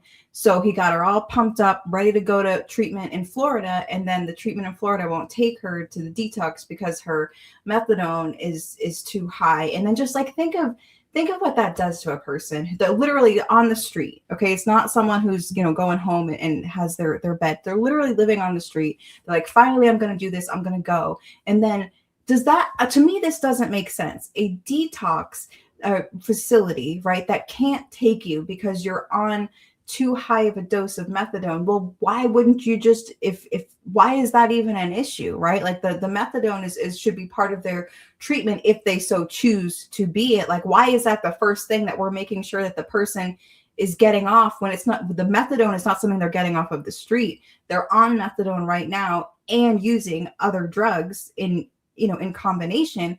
Let's just leave the fucking methadone and let's work on the other shit, right? But it's like so many of these treatment centers are getting people, they're shipping people off into other states, right? And then they're getting them off of their meds because a lot of these places require that. And it's killing people. It is straight up killing people to do that. It's just, I hate it. I fucking hate it. And there's nothing I can do about it. It's starting to sound like trafficking. I think it is.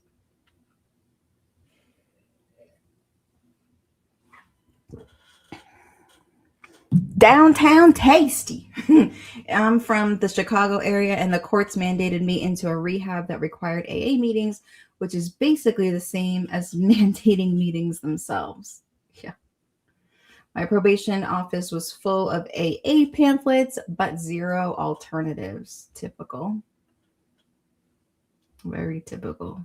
I mean, there's so many people who today don't know that there are alternatives. Like they think that AA and NA is the way, is the recovery program. It's wild.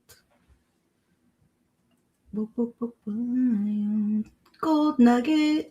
Yes, Tara. I don't know why I say everybody's name weird. Yes, Tara. Harm reduction and living safely is a best approach. I would think so, right? Like if we know that somebody is not done yet and you're not ready to stop using, then wouldn't being the safest about it be? But it's just everyone is so nervous and so scared. It's like, we got to get you off the drugs. They play on that the family's fear, like the movie said. And then he also said Mara was born in a women's prison in 2018 and created by an AA member who didn't like what he was observing at meetings. It's MAT friendly, but not everyone is on MAT. And MAT is medication assisted treatment or medication assisted therapy. Where I currently stand is I don't like the word abstinent. I don't drink alcohol at all. Like that's where I currently stand, and I haven't since I got sober, before I ever went to AA. But I actually don't think I think promoting abstinence is harmful, meaning because I think it should be one of the things on the table and not the only thing on the table. It shouldn't be stay how you are or completely change everything and go cold turkey or abstain completely.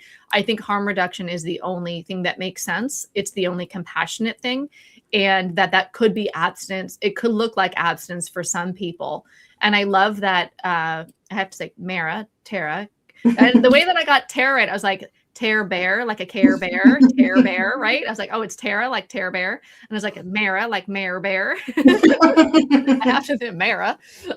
Yeah, there's a lot of other recovery paths that are non-harmful. And then Mara specifically, it's okay if you're on medication. It's okay if I don't know all about Suboxone and all those things.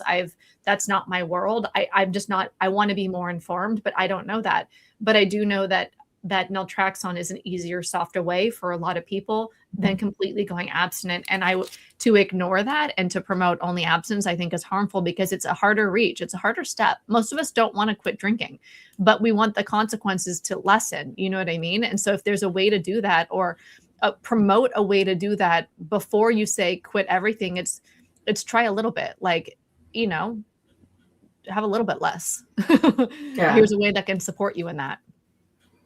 And it's funny how the easier, softer way is looked at as a bad thing, though. Like the easier, softer way, they say it as in like it's not good. It's the easier, softer way, as if something being easier and softer is like not legitimate or is not going to work, or I don't. Yeah. Thank you, Custom Sewing. You are very welcome. I want these conversations to exist. I clearly don't know everything, and I say shit all the time that all y'all don't agree with, and I love that. And you might say something that I don't agree with. The point isn't to agree with any one individual, in my view. The point is to be thinking for ourselves. So you're very welcome for what we're doing here, at least for my part. You're very welcome, and I really want these conversations to exist. These are the conversations that it's gonna make me emotional. These are the conversations that I wish existed when I left AA, when it was so fucking brutal for me. And that I couldn't find any validation that like what I was going through was not only normal, but there was a path out, and that it was okay and it was safe to trust myself and all of that. So I look at my work as sparking a lot of conversations, and I'm very interested in what you specifically have to say and what everybody else watching this or listening to this thinks as well. And I want these conversations to exist. So I'm sparking them. I looked at this podcast right here is sparking a conversation. And then everybody, especially if you're watching the replay, please join the conversation in the comments, share your thoughts, what's been coming up for you.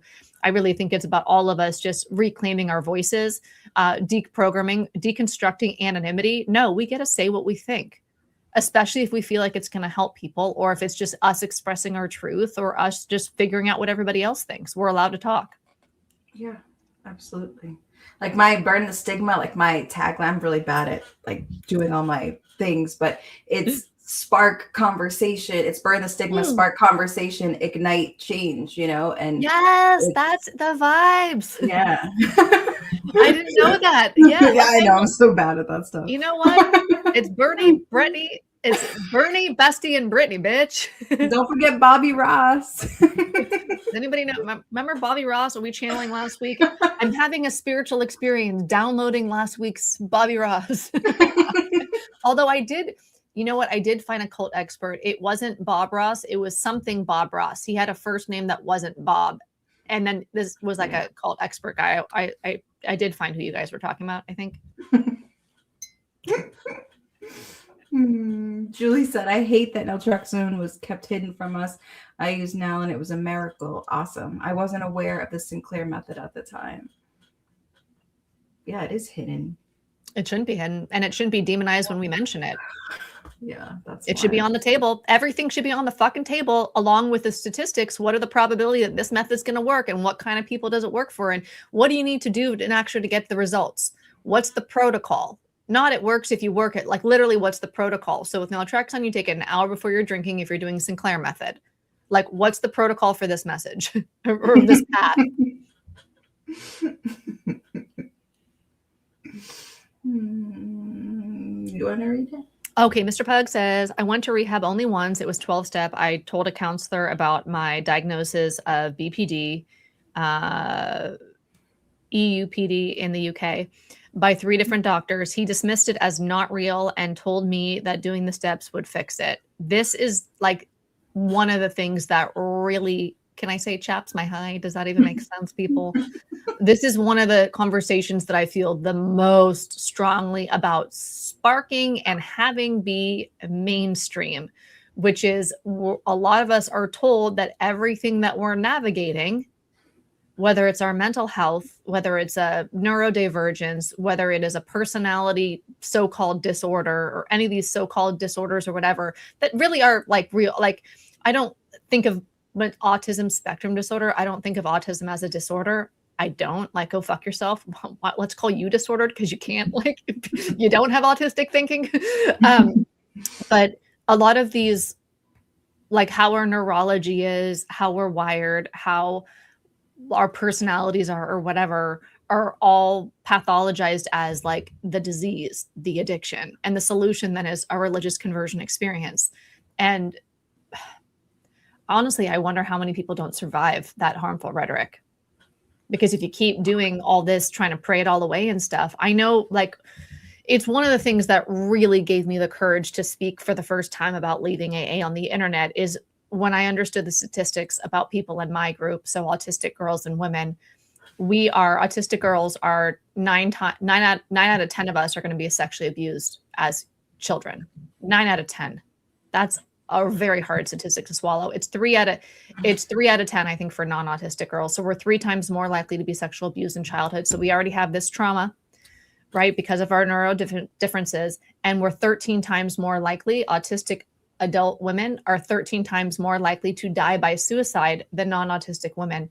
And I wonder how much of it is because we're told bullshit like this, that we have character defects that we're trying to pray away in a church basement, that actually it's more about understanding ourselves, supporting ourselves. So some people might be bipolar type 2 and they need to be on the right medication. Some people might be ADHD and they might need medication support, or maybe they need support with organizing themselves or whatever the fuck it is.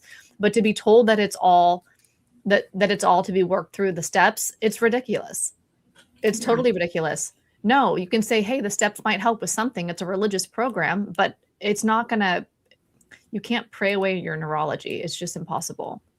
Yeah. And I remember like the vibe when people would bring up their diagnosis in like certain places, and the people leading the thing, the counselors, they're not real counselors, whoever the hell they were, the staff would say, well, of course you think you have BPD. You've been on a bender for the past 7 years. Like they'd say, get sober for a while, work the steps, and then see if you still think that you have all of these things. Like, it's very just pushed down as like, well, of course you feel depressed. Of course you have depression. Of course you have this. Of course you have that. You've been using drugs like this for fucking blah, blah, blah, blah. So yeah, totally. My bum is on the naltrexone. My bum is on the naltrexone. Strong earworm going through my head. Tom Green. My bum is on Burnie. My bum is on Burnie. You never know what's going to happen when you spend the weekend with Burnie. Sure don't. I'm spending my weekend with Burnie. Alan Ross. That's the cult guy. The Alan Ross guy is the cult guy. Oh, yeah, I think so. Yeah. Gold Nugget says, I'm a certified medication-assisted recovery specialist. It helped me learn a lot about the neurobalancing properties of MAT meds.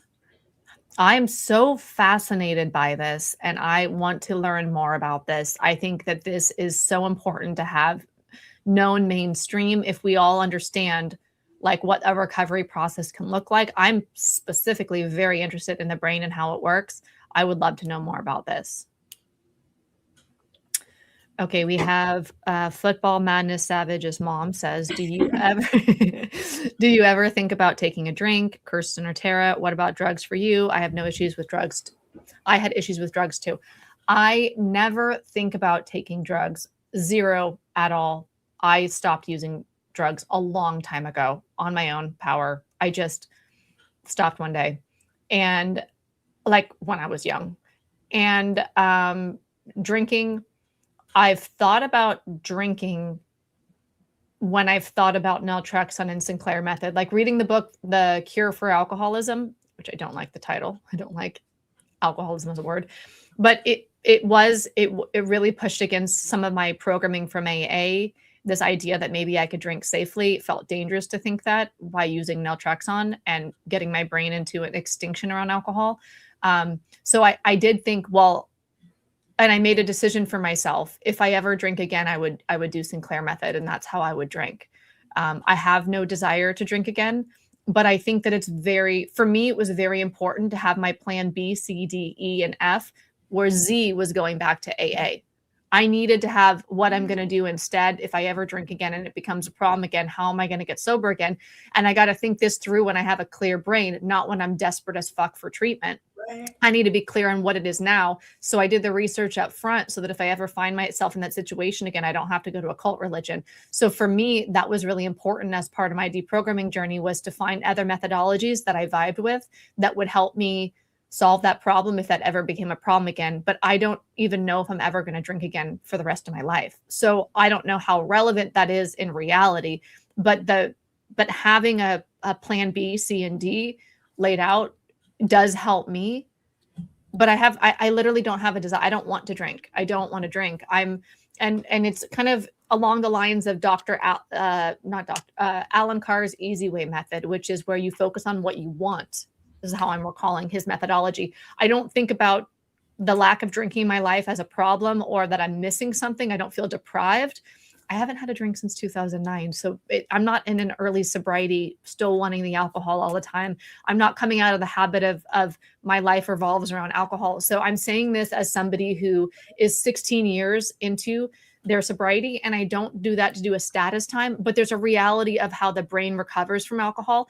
And it's been so long since it's been in my brain that I have a whole different brain now. That's why I say that number. So I don't want it at all. There's things in my life now that I'm afraid that I might lose if I added alcohol back in. I've never been more emotionally stable in my life ever. All of my anxiety disorders are gone. They're completely resolved. And I don't know how adding alcohol to my life would affect those things. I don't feel like I'm missing anything. I don't see how it would add benefit to my life. So I genuinely don't want to. When people say, well, if you don't do a program, how are you sober? I'm like, I don't want to fucking drink. The same way I don't want to smoke a cigarette. The same way I don't want to bang my head into a fucking wall. The same way I don't want to like crash my car into a cement wall. Like I literally don't. Like I just don't want to. So if you do want, but I do have empathy for people who do want to. I don't want to take that lightly. But if we're asking about me specifically here, no, I don't think about it. I did get a little bit like, it felt unsafe, right? When I was reading about naltrexone and Sinclair method, I was like, wait, am I going to drink again? And I might drink again. And if I do, future Kirsten's going to make an educated choice and have a good reason and have some safety nets around me if I do, so that, that I'm not in harm's way again. Yeah, for sure. I mean, for me, I mean, I technically still use drugs, right? Because I use cannabis, and IV heroin was my thing. But you make a really, I feel like, important distinction in that, and it's one that sometimes I struggle with, because I do remember there was a time where I had to fight so hard to be like, okay, like I'm not going to use anymore, right? Like I'm not going to use, and I'm talking about heroin, obviously, because I still smoke weed. And then now it's just not a thing. It's just not something I want to do. It's not something I think about. It's not something I not think about. Like it's just not the life that I have today. I feel like adding that back into it. And let's be real heroin doesn't even exist around here anymore, even if I wanted to. But it's just not part of my life. Like I don't struggle with that thought at all. And sometimes I feel like, I don't know how to talk about it, because you're right. There is a very real difference between once it's just out of your life and it's just not a thing anymore, versus when you are actively trying not to pick up. Those are two totally different times in the healing cycle. I don't know what two you want different to call brains. it. It's two different brains.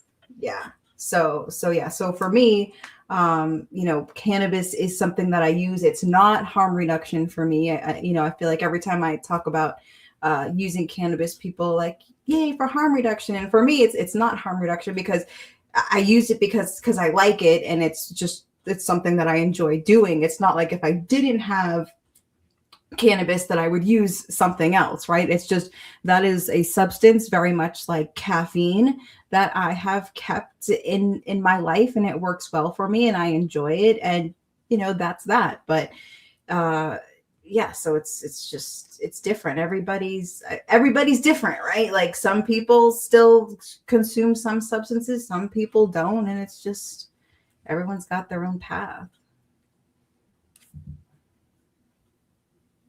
Oh, geez. Adrian said, I was literally stalked and harassed for talking about AA of Facebook. I'm sorry to hear that. Someone else told me that too, is Donald, who had come to one of our things before. He said the same thing. So yeah, I'm sorry that happened. I was stalked inside AA. I had a stalker in early sobriety, an AA member that was lost the fucking plot and like would hang out outside my house and follow me after meetings and shit. It was not cool. I mean, at least he was sober. Some are sicker than others. Oh my God. Yeah. Let's see. Okay. Golden Nugget says, we'll address Matt the next time we chat. Kirsten, love it. That's a vibe. I'm looking forward to it. Muppet says, the best way to stop thinking about alcohol is to avoid groups that are obsessed with alcohol. Totally.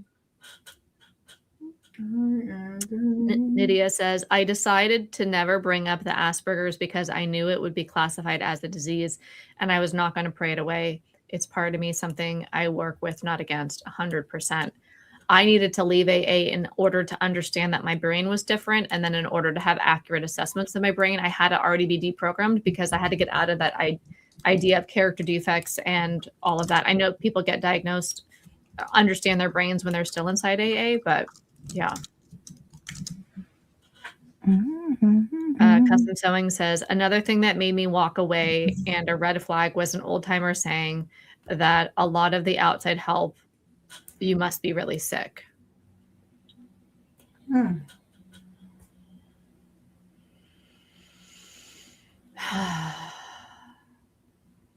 So yeah, sick of you, motherfucker.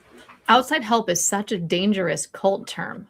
It's just kind of hitting me how fucked up that term is. Excuse my fuckery and bullshittery language here. I guess I'm going to give more swearing, because it's true. It's like, outside help, that should not be a term. It's so ridiculous. And like a negative term too. It's not even like, right, to shame you for needing outside help. No, it's so wrong. Tony said, I was 5 years sober yesterday. Congrats. I haven't had urges for a very long time. Left AA 7 months ago. No coin this year, but a nice meal with my wife. Amazing. And I bet that meal with your wife, I mean, obviously this is just my opinion, but I bet it was nicer than getting the coin. Yeah. Kate says, I drank again after 10 years of being abstinent. If I ever becomes a problem, I'll do Sinclair. Yeah, it's nice to have a backup plan that's not AA, isn't it? 369 says, I knew a guy who had 8 months clean and was working in a rehab. I was thinking, hell, if I could use a couple extra grand a month and get 6 months and put an application in. And I knew more of the book. Yeah. It's bananas that they have. It's kind of like The way I see a lot of the rehab industry is really like the metaphor that makes sense to me is like you think if like a 12-year-old girl gets pregnant and becomes a mom at 13, and then her daughter becomes a mom at 13, and then her daughter becomes a mom at 13, and then you go 10 generations down and it was all kids raising kids, and they just wasn't enough emotional maturity there or life understanding to maybe do some of the things right. Maybe they didn't understand nutrition. Maybe they didn't understand, they weren't emotionally regulated yet or whatever. And they just weren't evolved enough to really have an understanding enough of I don't know. I don't mean to be judgmental when I say that, but I feel like the recovery world is often like that, where you have these people who have 6 months sobriety and now they're the ones who are teaching about sobriety. But they don't even know what the fuck way is up yet, you know? And it's like, and I'm not shaming anybody who's 6 months sober. I'm just saying that generally the way, if to become a doctor, you have to go through what? You have to go through all of kindergarten through high school or whatever it's called in your country. Then you have to go to college or university for 4 years. Then you go to medical school. Then you go to you do like an internship or whatever. You do rounds. I mean, you go through all of this training to get qualified. And then you have these people in recovery, and it's, you know, especially if you're going to say it's disease, shouldn't there be medical training? There isn't really training other than cult indoctrination. And then you're suddenly in charge. And then you're teaching the new people, the next generation of teachers who are going to then teach when they're 6 months, 9 months into the thing. And it's like 10 generations of like 12-year-old moms. It's not wrong. I mean, we just deserve better. We deserve people who have a broader understanding. I'm still barely understanding it all, and I'm researching it like a maniac. Like I'm looking at every modality, and there's no way when you are trying to decide to get where you're going to go for treatment when you have an alcohol problem that you're going to have the mental or emotional bandwidth to actually research every solution. You're going to trust the people who say this is the only way, because I mean, I did not have it mentally, the mental ability to research rehabs for myself. A friend called around for me. She did the research and she gave me 2 phone numbers to call, like the one that Jerry Garcia died at and then the one that I went to in Malibu, right? And so I called 2 rehabs that she gave me the number for. She called around and she found me a non-12-step rehab. I was having anxiety attacks. I was not like in a place where I could be making solid decisions for myself. I was in a bad way, which is why I was going to rehab. Yeah, like Dee Dee said in the movie, she said, if we're going to call it a disease, then let's treat it like a disease, because you're not going to have a bunch of people who have survived cancer leading the way for other people who have survived cancer. You know, like she said, it may be a support. I can be a good support to you. But as far as treating you, I mean, it just doesn't make sense. But that is par for the course, totally normal in treatment, you know? Yeah. Donald is saying, I don't like the new thing with the stars I have to pay to talk to. I have no idea what you mean about stars. I'm lost. Are you talking to Tara and I don't know what you mean by stars. Okay. In the movie, I wrote this down. It's along the lines of what you just said. We are complex. There is no one program for everybody. And then Dee Dee said, we need to get out of denial and listen to science. And then somebody else was saying what we need in the recovery world. And this is 10 years ago, right? Be more accountable, results-oriented, scientific, and cost-effective. It just makes sense. Yeah, sure does. And when you think about the 30,000, the 40,000, even the 15,000, even the $5,000 places that people are paying for 12-step, I mean, it's bananas. Like you say, how you got me saying, it's bananas. Donald says he's still being stalked. I'm sorry to hear it. That's scary. That's very scary. And Kate says, I have no desire and scares me going back to cocaine. I know for a fact it won't happen. Yeah. Biggest mistake was telling AA I have bipolar. I can imagine, I don't know specifically what you mean by that, but I can imagine ways that could be where it can be twisted against us or harmful. Cassandra says, dude, old timers need more therapy than anyone. That's kind of where I have a lot of empathy for old timers, especially the ones that are so nasty. Like, I got 41 years sober, and they're being an asshole. Like, and they're like leaving like me 10 to 20 comments a day, multiple days in a row. And I'm like, I have some compassion for that, although I don't like necessarily reading all that, right? Toxic words kind of feel a little toxic on the system after a while, don't they? But I feel like you've been in a, what you're telling me is that you've been in 12 step for 41 years and you're still unhinged with strangers. Like, I feel I have compassion for that because AA is not teaching emotional regulation. It is not resolving our trauma. It is not addressing the root cause of what's going on.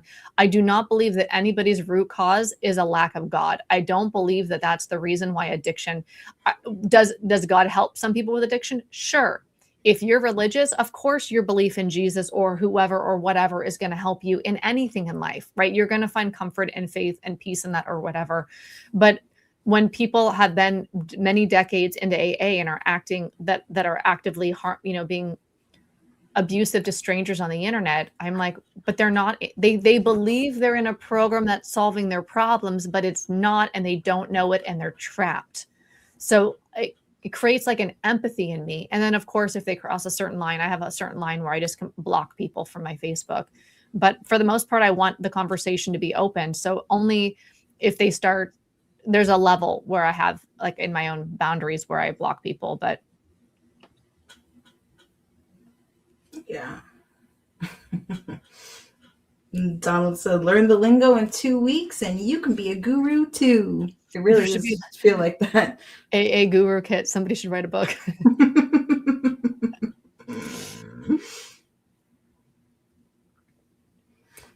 The Muppet named Mo said, AA loves dangerous people. People who did time for taking other people's lives were treated like royalty when I was there. Yeah, they love the story of the I was broken. I was this person. But thanks to the steps in AA, I am now this person, right? They're all about like you were bad, but now AA made you good. So yeah, someone who took someone's lives. I mean, that's a poster child, put you on a pedestal, baby, because look at what AA did in their life, you know? So yeah. Ugh.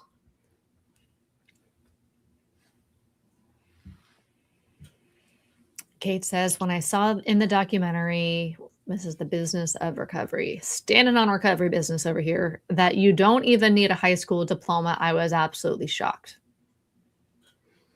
Yeah. I was horrified. I am horrified about how treatment works in emerging countries, developing countries, things like that. Y'all know most of my AA life was in Bali, Indonesia, and I did work in a treatment center there for 6 months. And it literally was, people would come to Bali, mostly Australians. They would get sober.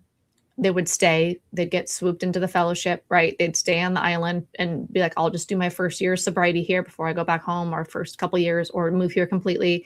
And then by 6 months sober in 12 step, it was a 12-step rehab. And the fellowship is so small there. There's not many people at all. So everybody knows everybody. And then they'd start working at the rehabs when they were 6 months sober.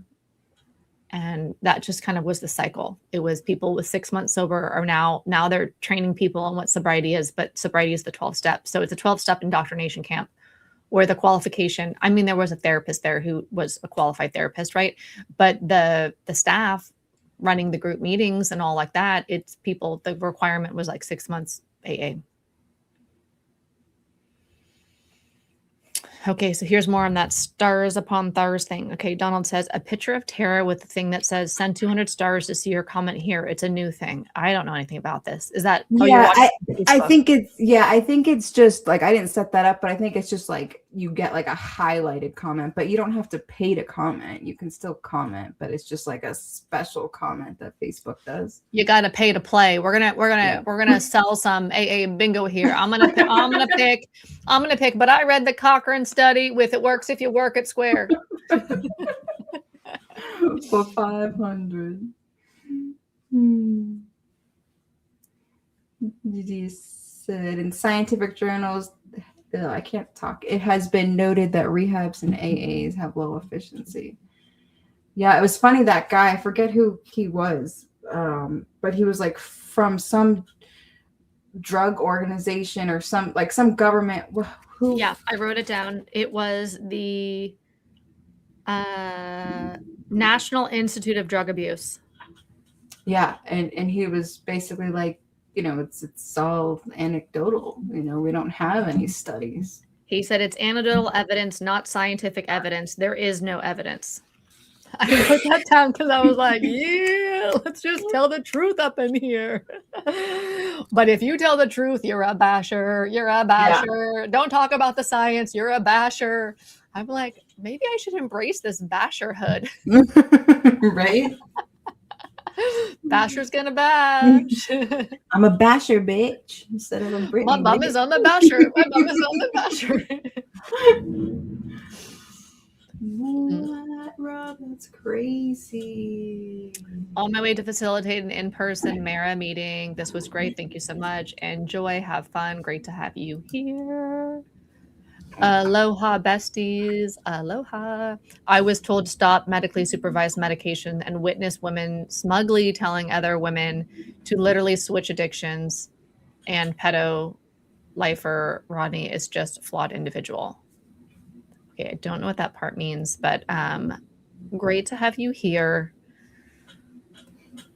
I really don't like the medical advice that is so common in AA, and I understand that that's not in the book, but it happens all the time. It happened in my home group. It happened in the meetings I was in. People would share about it at group level. It is pervasive in the culture of Alcoholics Anonymous, whether any individual sponsors or not will say it.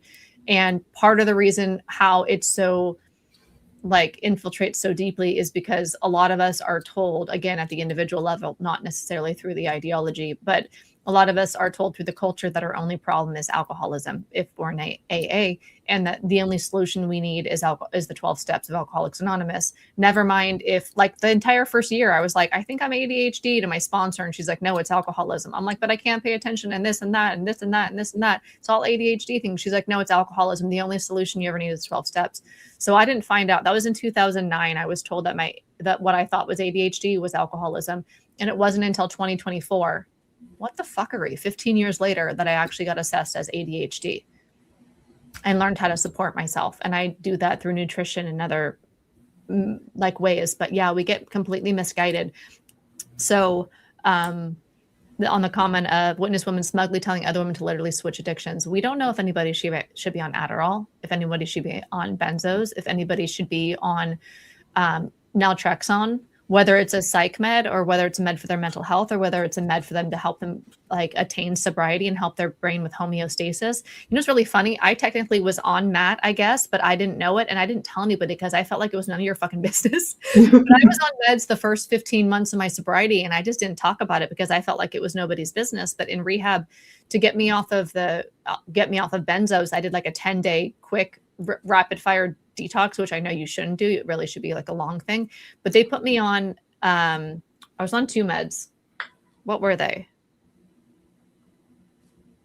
Oh my God, am I going to totally forget? I was told they were to help me stabilize my brain chemistry and bring me to homeostasis for my brain to learn to live without the benzos in my system anymore. Neurontin and trazodone.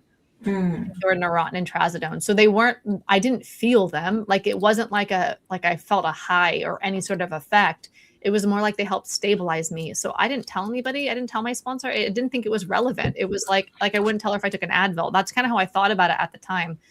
But had I talked about it, I wonder if anybody would have had an opinion, Oh, they would have. I wasn't even trying to be rebellious. I just didn't think it was relevant. I was because I was given it in rehab, right? Yeah.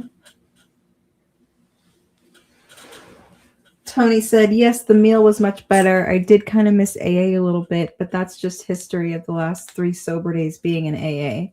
I don't miss AA at all generally. I'd rather have my peace and power. I think, as much as I can but I think that sometimes I really do talk a lot of shit. I'd be lying if I said I didn't have any positive memories or good memories with people in the fellowship on birthday nights, on, even if I was lying about my birthday and was still getting high, there was still good like I still had good memories and good people. I mean, I think that's normal, you know. I think we all, I mean, I shouldn't speak for everyone, but I think a lot of us have positive memories linked back to the cults that we were in. Brittany, I put this on your Facebook yesterday. Oh, Dad, Brittany. That was AI. She did not hold that sign up. I was gonna find a picture of mine just now of me at Bill Wilson's grave. Yeah, I had fond memories too. I had a good time. I was in Akron, Ohio for Founders Day with my sponsee. We stayed in the dorm, Akron University dormitory. It was a vibe. But like the same thing with Santa. Like, I'm not gonna believe something that's baloney, like just because it kind of felt good at the time. It's like, no, when the veil lifts, it's like, it's kind of, I don't know, it's over. Let's see. There's all these this is like a side conversation. Super stickers and super chat. Donate to your recovery from recovery specialists. oh my goodness. Bashers gonna bash. We were gonna do a bash-a-thon. We were gonna do a deprogramathon around Christmas time and do a bashers bash and just bash it up. With all your favorite bashers. Instead of it's Brittany bitch, it's bashers bitch. Yeah. It's so funny. I asked somebody today on my Facebook page where there's a lot of, I don't know, Zuckerberg is, I don't know if some of them are bots. I'm like, are some of these bots? Like, how do you know if there's like, because sometimes there can be like this fighting in the comments and you're like, how much of this is like bots trying to be aggressive and polarizing in comments to create more comments to get people angry and keep them on Facebook to serve more ads. Like, part of my brain started wondering, what's the business model here? Because we're the product on Facebook. So what's the business model here? They're monetizing people's anger. So how much of what I'm seeing in my own comments is actually bots, if any? That, I don't know. I was like, wait, are you a bot?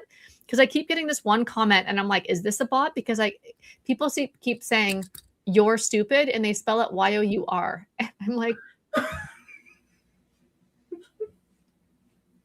are you a bot?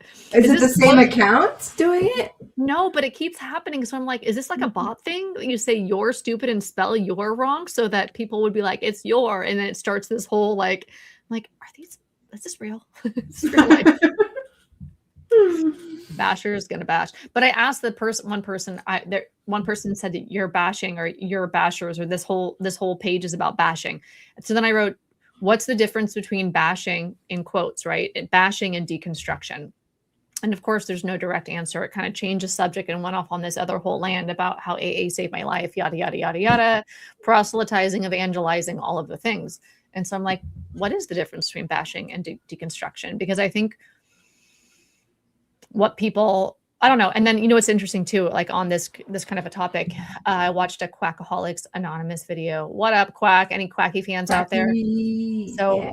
Quacky, I watched his recent video on Friday and he said, he was talking about like, he does like shout outs to other content creators who do deprogramming content. And he's like, I don't know what to call them. Are they anti-AA? Are they this? Are they that? And as I was listening, I was like, you know, and he mentioned Sobriety Bestie, my channel, as like one of them. And I was like, I'm not anti-AA. I would never describe myself as anti-AA.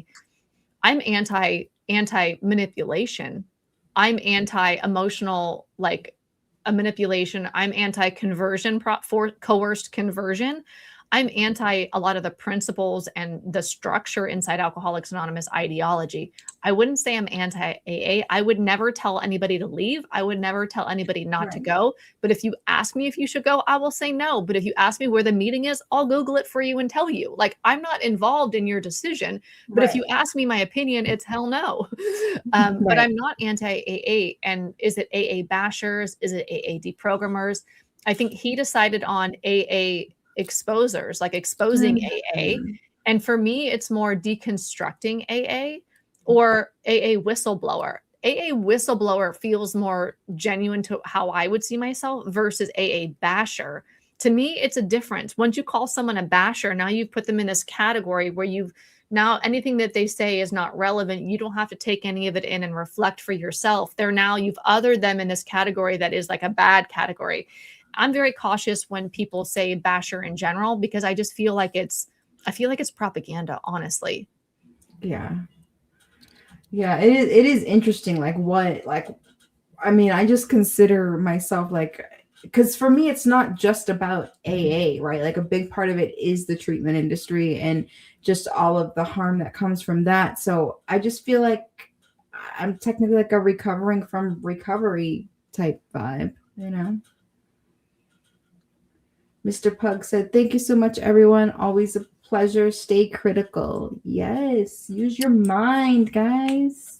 And I really feel like this phase of recovery that those of us who go through 12-step, a lot of us go through, the recovering from recovery is a valid step. It deserves airtime. It deserves to be allowed to be talked about online. It deserves a path, validation, support, just like getting sober from Alcoholics Anonymous is another phase for a lot of us in our evolution after addiction or after problematic usage or whatever. And to completely ignore it, shun it, and to brand it bashing and therefore not relevant, it's like, bro, literally the people that are being supported by this are the same people that literally the exact same people that were your beloved newcomers. Right. If you care about them when they're getting sober and you care about them when they're in Alcoholics Anonymous, do you no longer care about their suffering once they leave Alcoholics Anonymous? Surely in your mind, they're still a real alcoholic. Aren't they an alcoholic who's struggling and suffering? Even though they're suffering from AA ideology, do you no longer care about them?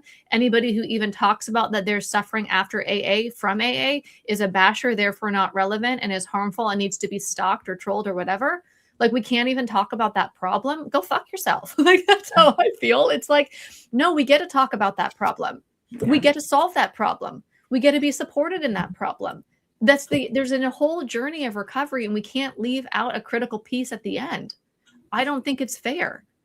And I felt like no one's talking about it, and it's really bothering me that people aren't just talking about it freely, and it's not commonly known that this is a phase of recovery, the phase where you leave 12-step and you deprogram from 12-step. Okay, maybe going to the cult religion is the best thing for you. But then when you're done, now you go through phase 2, which is getting that out of your head. Get it into your head. It might help you. It helps some people. And then get it out of your head. And then this is a normal part. Just like if you, sometimes you're going to, you're going to get a certain medical treatment, and then you need to recover from the treatment for whatever reason. Like, you're going to get a C-section so you can deliver a baby safely. And now you need to recover from the procedure, which is a C-section, which means now there's the recover from the procedure, from the treatment. And just to brand it all as bashing, I'm like, I just feel like, I feel like I wish more of us were talking about it. I wish it was more mainstream. I wish it wasn't demonized. But so I feel really strongly that this message needs to be heard, that we get to have spaces where we can talk about this, including everything that you guys are saying here in the comments. Yeah, it's a much needed, under talked about thing that so many people go through, and then so many people think that there's way too many people. Like, what keeps me talking about, like I said, like sometimes I just want to close all my accounts and like there's just give me peace, but there's way too many people who are stuck believing that it's a them problem, and that is what keeps me going, is because I was that person who truly believed it was my fault that it didn't work and that it worked for most people. Brittany. It's ODAT, bitch.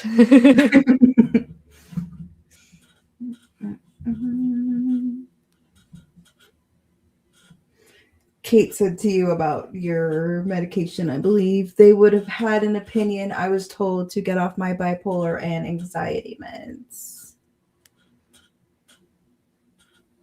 I'm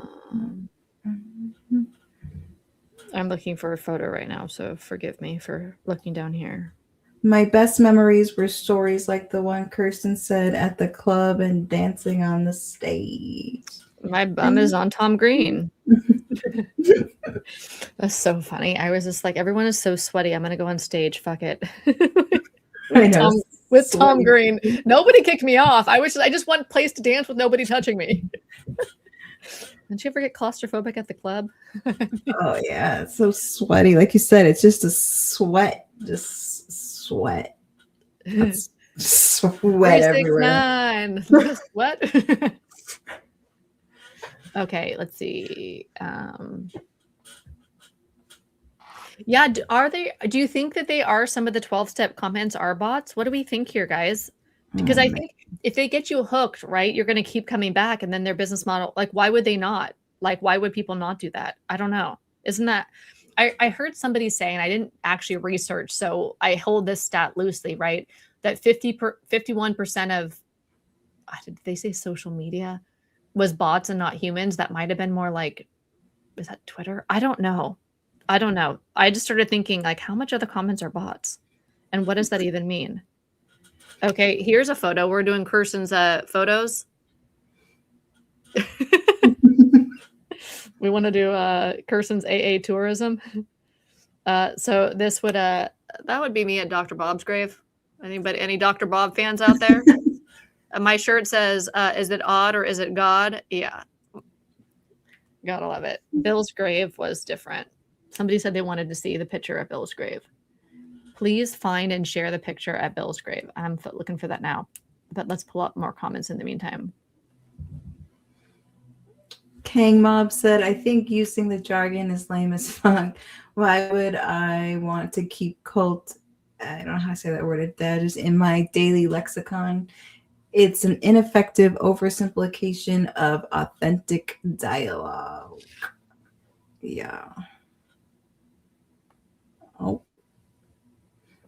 Billy's grave selfie. Look at my shirt. I got that at Dr. Bob's house. Bill's friends. Oh, yeah. I'm serious. You're very serious. How do you know you're a true believer? You're crying on the cult leader's grave, thanking him for your life.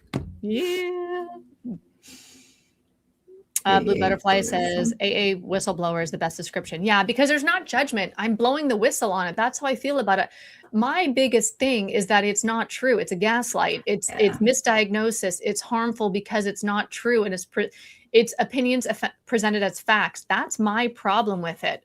There are many problems with it. Like, I love that Monica Richardson's went the 13th step route.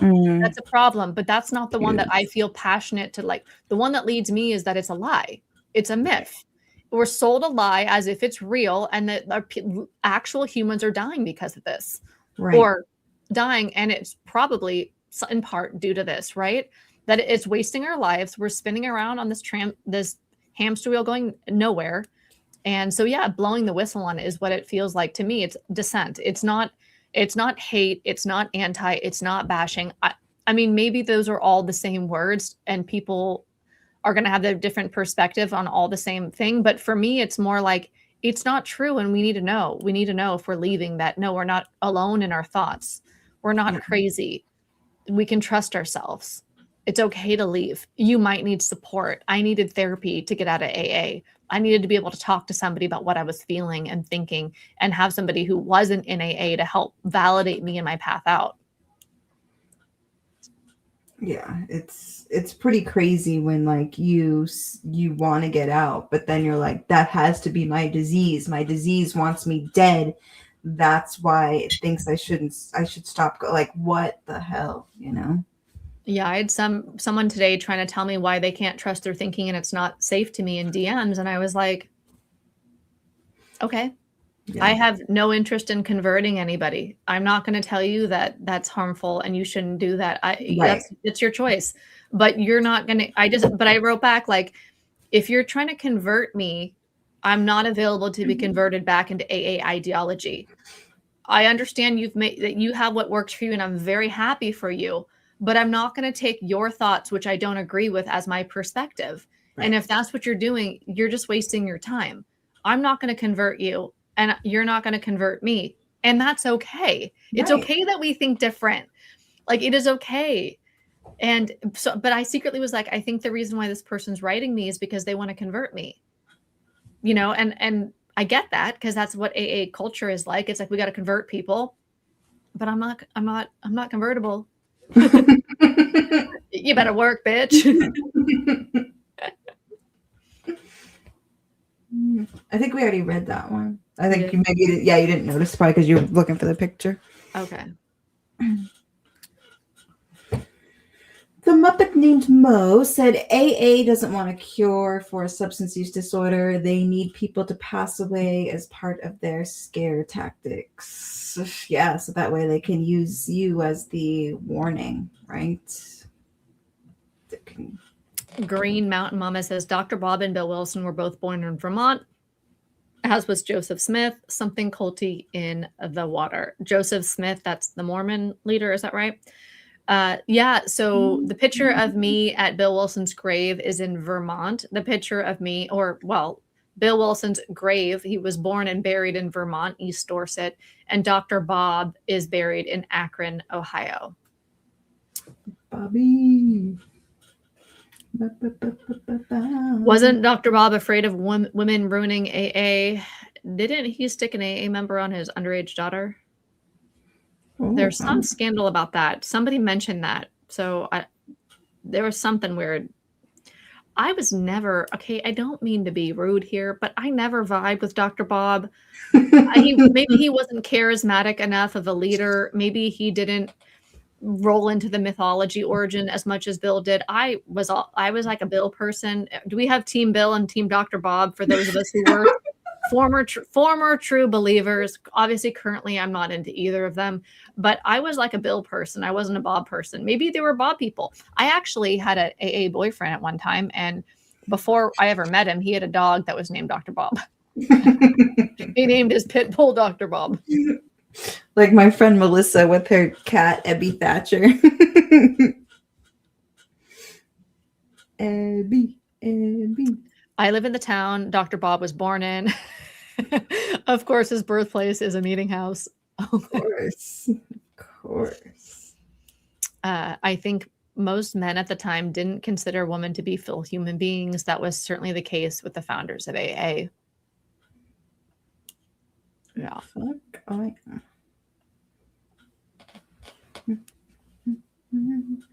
King Mom said, yeah, imagine being some dinosaur that's only hobby is sitting in church basements, drinking coffee, and judging others out of delusional self-grandeur.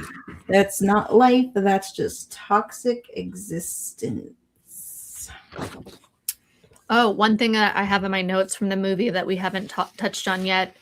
They said, I noticed that there was a little bit of indoctrination in the movie. And I don't fault the movie makers. This speaks to AA indoctrination domination. They said that they did not write out the 12 things that helped them. Oh, they said in there that when they were introducing Bill and Dr. Bob, they said that they wrote out the 12 things that helped them the most, and that's what they made the 12 steps. I was like, that's the origin myth. That is the myth that Bill looked at what helped people the most and wrote it down, and that's the 12 steps, or that he channeled those 12 steps from God. Those are origin mythologies, which most cults have origin mythological things. Also, I've just been reading this book called What is Fascism? Fascist groups also have mythological origin stories. The truth is that there were 6 principles, if you want to call them that, from the Oxford group. They involve things like confession, step 5, surrender, step 3, or the whole damn thing, quiet time with God, step 11, recruiting, proselytizing, evangelizing, spreading the message, step 12. So there were 6 core tenets or principles of the Oxford group, and Bill took those and then he stretched them apart he said he wanted to make them more specific because alcoholics can't have any wiggle room because they'll wiggle the way out of it. So he already has a very condescending view on these so-called alcoholics. So he beefed up Oxford's 6 tenets or principles, which are literal Christian or literal religious steps. And again, I'll say this a million times, there's nothing wrong with religious steps, but they're religious steps. They're not a path of recovery. They're a path to convert you to religion. That's just what they are, Yeah, I definitely feel like the movie gave I don't know if the word's a pass, but they definitely were light on some of the real hardcore facts that I think families would appreciate knowing, because again, parents like, oh, these 12 steps that my kid just has to do. And then if they do these steps, but do parents realize that they came from the Oxford group? Do parents realize how much surrendering to God and getting rid of self and all that shit, do parents realize that that's what it's about? I mean, obviously some do, but a lot don't. I know my parents, and my mom is Miss Little Catholic, goes to church every Sunday. And even she, when she found out what they were, she was like, I was scammed. I was scammed, Yeah. you know? So Kate said no one cared about Dr. Bob. Yeah, I feel like nobody talked about him. She said Bill made it all about himself. Yeah, it's funny. That same person that was DMing me, they wrote, you're telling me I've been conned. And I was like, he wrote this whole thing and then he's like, but you're telling me I've been conned. And I'm just thinking, first of all, the personalization of so much of it is just like, it's just an inaccurate way to like really understand and evaluate what the fuck is happening in life. It's not personal. What I write on my Facebook page is not about any one individual in a 12-step program. I don't know you, bro. Like, I don't know anybody that's like, I don't know the randos.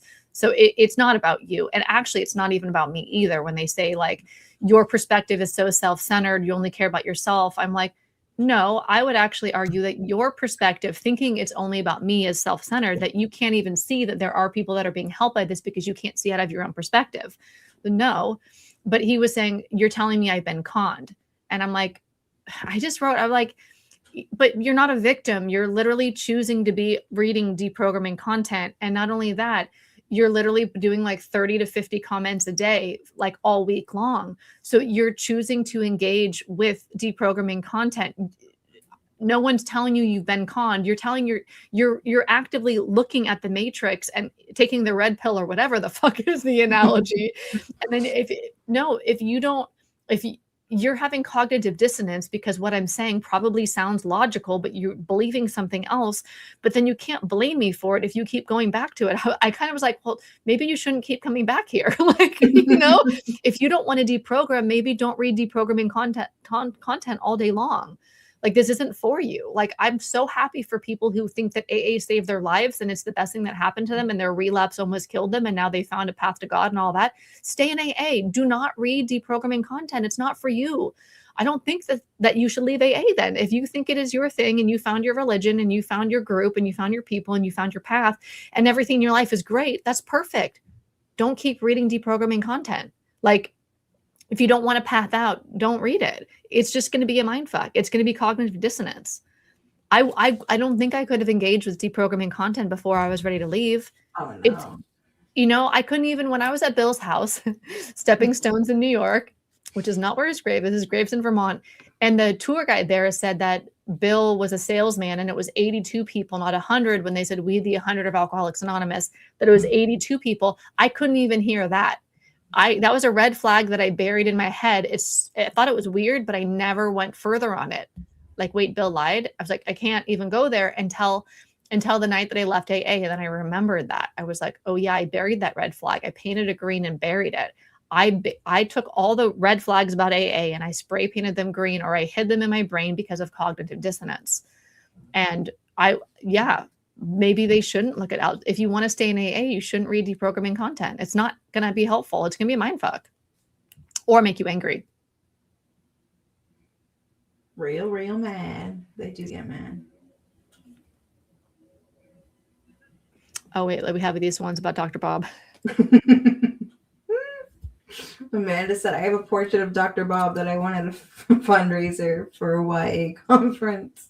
Oh my God, we should totally have we should do awards. We should do Burnie, Bestie. We should do like raffles and stuff. And Dr. Bob picks. Amanda said, who else has at least one sobriety tattoo? I thankfully don't.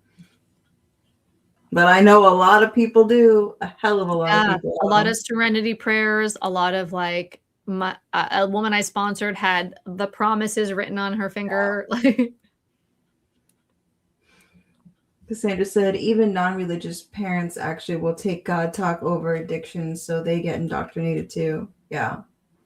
Yeah, because even my mom was like, she wasn't happy that it was not her God, and she still felt conned. But yeah, she would definitely, she was like, well, at least you have a relationship with him, like that type of vibe.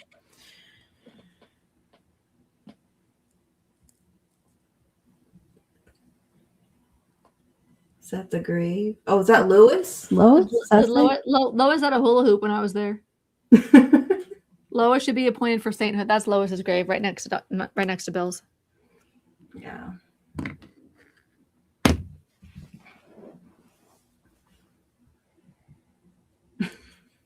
Dongleberries said people proudly labeling themselves as a dead man walking because they believe they have a deadly disease.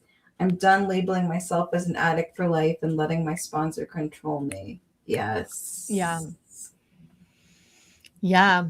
I mean, it should be known that it's a training wheel, and that when you take the training wheels off, there's work to do to restabilize yourself without the training wheels. The training wheels helped for some.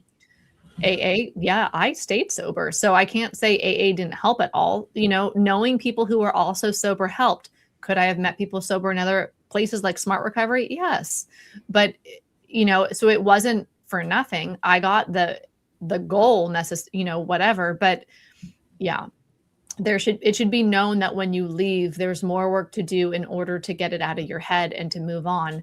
And that, although it might be helpful to think of it as a disease for a period of time, it's actually not. And you need to realize that so that, you can leave. But that's why I think that you can't even change AA to make it safer or better, because it fundamentally is inaccurate. And then in order to break that conditioning, like, you really need to have I just don't think there's a way to make AA ideology safer, because it fundamentally just isn't, like, there's no way to make Santa more real. Like, it's just right. Right. And it's like, people always talk about, well, they need to update it. And it's like, but the foundation of the fact that it hasn't changed is what a lot of members love, right? Is that the fact that it hasn't changed, and this has been the way for so many alcoholics and blah blah blah blah.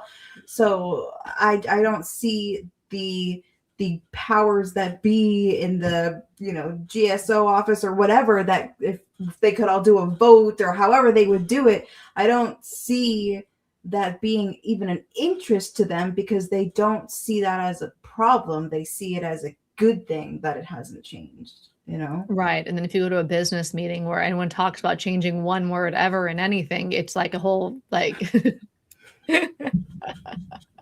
this is the path for millions. Why would you want to change it? We've saved millions. You can't change a damn word. Keep to the wives exactly as it is. It totally makes sense. Your wife has a disease if she doesn't like your assholism. I mean, alcoholism. Nydia says, in my AA group, they had these posters of Bill W. and Dr. Bob, and I found them creepy. I said that was cultish from the beginning, 100%.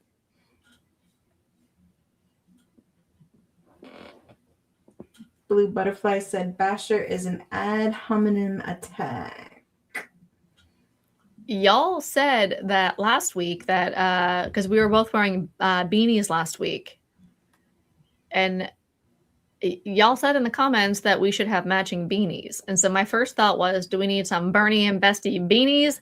And then yesterday I was going for a walk and I thought, no, we need beanies that say Basher, and maybe even in a graffiti font, like Burn the Stigma style, like Basher bitch. Like, yeah, Basher bitch. Like, remember in 8 Mile, does anybody see 8 Mile, where Eminem just gets up and he's like, yeah, I live in a trailer park, yep, and my mom's spaghetti, whatever. And he says all the things about him so that nobody else can say anything. He owns it all. So I was like, what if even though I don't agree with the Basher term, what if I just embraced it and just like wore a fucking hat that said Basher? I don't know that I'm going to do that. I don't want to aggravate. You don't want to feed the trolls, but it was like, okay.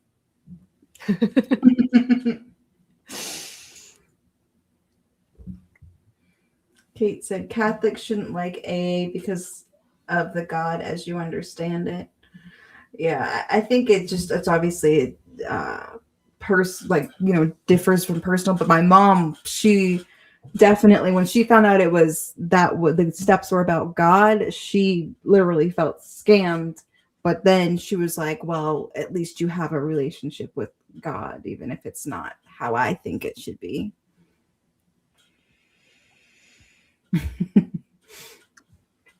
48 says, I had the Serenity Prayer tattoo covered up 2 years ago now. There's a lot of AA tattoos in deprogramming people. And then Custom Sewing says, these tattoos were so tacky, even more tacky when they name their kids after people or program words. Yeah. Serenity. I get it. I get it. I have so much empathy for it. You guys saw me on Bill's grave crying for my life. I mean, so then somebody walked into the graveyard and I was like, I got to get together. I've just been like literally losing my shit for 20 minutes crying over Bill Wilson's grave because I believe all the baloney is true, right? True believer. Someone walks into the graveyard. I'm like, she's probably going to her grandpa's grave or something. I need to get this shit together. And then she walks straight up to Bill's grave. And I was like, oh, okay. So I kind of stepped aside, let her have her little moment with Bill. And then she said, are you going to where he was born? The tavern down the street. I was like, wait, he was born around here?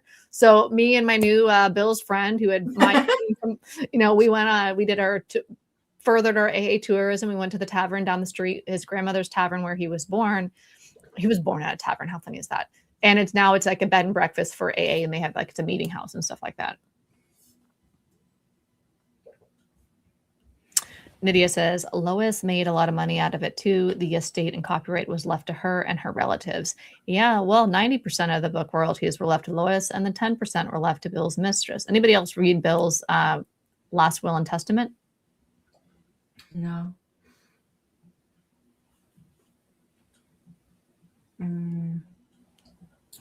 Cassandra Lee said, I got forever grateful tattooed and now I hate forced gratitude. I know what you mean about the like grateful and gratitude. Like I have weird relationship with those words too. Oh my God, the Al-Anon hula hoop of minding your own business. Wow, that's a sad grave. Wait, is that an Al-Anon thing, hula hoops? I had no idea. I was like, why is there a hula hoop on her grave? Because I've never seen a hula hoop on a grave before. I thought like somebody was like a diehard Al-Anoner. Is a hula hoop part of Al-Anon ideology? I don't get the reference. Is that what you're saying, Lavender? I'll let a girl know if this hula hoop thing. I did leave. I was 8 years sober at the time. I did leave my fancy 8-year chip that my sponsor bought me. That was like a fancy one, fancy pants coin. I left it on Bill's grave, as you do. Like Cassandra said, I saw a woman in AA pissed about the plain language book, so none of them want to change it. Yeah, they were so... Lois is the anti-feminist, Kate says. Yeah, I can see that. Nydia says, in 2020, AA trustees kept telling people on Zoom conferences that they were updating the big book, but in reality, it was a cover-up because they wanted to keep the first 164 pages the same. Yeah. I went to an Al-Anon meeting when I was like 4 or 5 months sober. I was in New York for a month when I was 4 months sober. I did my first 5th step in New York with my temporary sponsor there. And I remember my last night there with her, we went to an Al-Anon meeting because she was also an Al-Anon, that double winner thing. And I just remember I went to that first Al-Anon meeting. I didn't go to Al-Anon again for like 6 years or something because it was so like horrific what I heard. The speaker got up and said, hi, my name is Frankie and I'm an Al-Anonic, my disease of Al-Anon. And I just like threw up so hard in my mouth. And I was like, I need to run the fuck out of here. But, I was probably having a panic attack because my anxiety was so crazy at the time. And I just stayed to the end of the meeting, but I was like, I can't ever go back. That's like bananas. What do you mean you have a disease of Al-Anonic? What is literally, what does that even mean? I knew I was drinking. There was alcohol is a thing, but what is Al-Anonic? What is Al-Anonic? I was like, this has gone so far. We've gone so far into crazy town. I can't even recognize what is what? Yeah. And I don't know what they're actually talking about because a lot of the stuff that's totally baloney is pointing to something real. So when they talk about a fatal progressive disease, in my opinion, and my research, that is 100% not true, but it's pointing to something. They were describing real phenomenon with their own interpretation and then made it as law kind of a vibe. So when they talk about fatal progressive disease, now when I look at Sinclair method, Dr. Sinclair's research, he talks about alcohol deprivation effect. So I can find in current science literature explanations for some of this mythology. It's different. It's something else. Nothing's in the parking lot. It's neurology. It's learned conditioning, like in the brain. And so I think some of this stuff, like, I don't know what Al-Anon, when they say I'm Al-Anonic and I have the disease of Al-Anon, what are they talking about? Are they talking about a personality disorder? What the DSM-5 would call a personality disorder? Are they talking about neurodivergence? Are they talking about unresolved trauma? Like, they might be pointing towards something, because when I was saying alcoholism and character defects, I was talking about, but didn't know it, autism and ADHD. So often we're pointing to something with these misguided words. It's not that nothing is there. People have problems, and those problems are real. I just think the frame is wrong, and the frame traps us in the wrong solution. And yeah. What do you think, Burnie?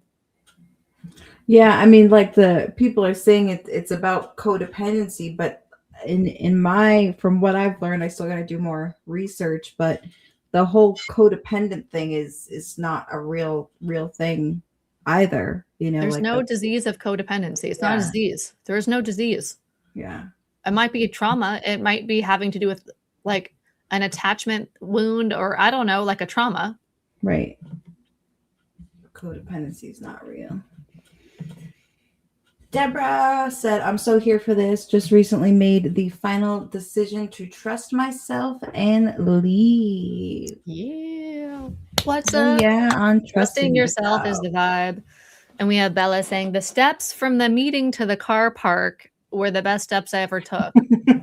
Was anything doing press-ups, push-ups, or burpees in the bushes? Probably not. Burpees in the bushes. Kate says, they changed the preamble to make it more inclusive, and all hell broke loose in my meeting. I can imagine it. Green Mountain Mama says, at the last few meetings I attended, people brought up the Oxford group in a positive way. I felt like there was a make recovery great again movement that seeks to embrace its authoritarian roots.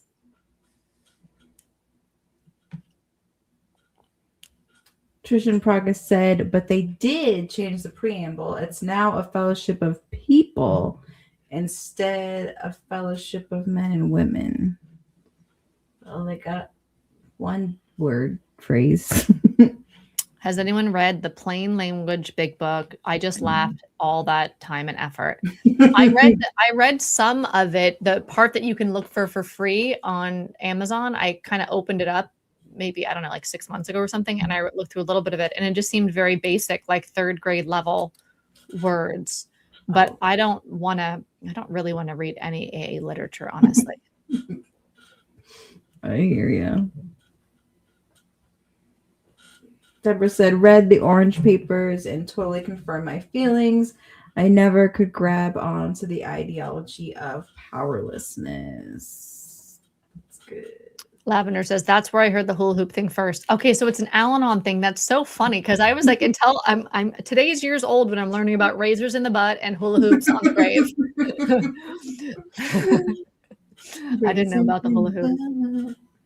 Al-Anon's main teaching is about detachment, trying to control or enable the drinker.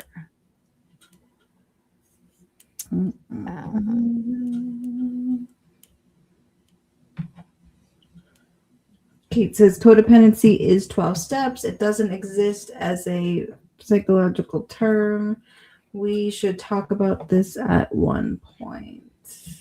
We totally should. I do have to get off soon, and I'm sure Tara Grace does too. There's biological things need to happen. Yeah. But I like that as a topic. The codependency, is it a fallacy? What do we think? So glad she's Schmashker. Sorry, I'm saying that wrong. So glad I'm catching a live. Oh, welcome to the live. I felt guilty for not feeling guilty about finally leaving AA behind. Lol, and your content helps so much. Great to hear it. I felt so guilty leaving. And then even when I wanted to speak about it 5 years after leaving on the internet, I felt so guilty, like I might be ruining it for the newcomer. And I had a therapist, the lady who assessed me as autistic and ADHD. I was telling her I wanted to talk about AA as I wanted to just dissent basically. I was like, but I feel responsible. I don't want to ruin it for the newcomer kind of a thing.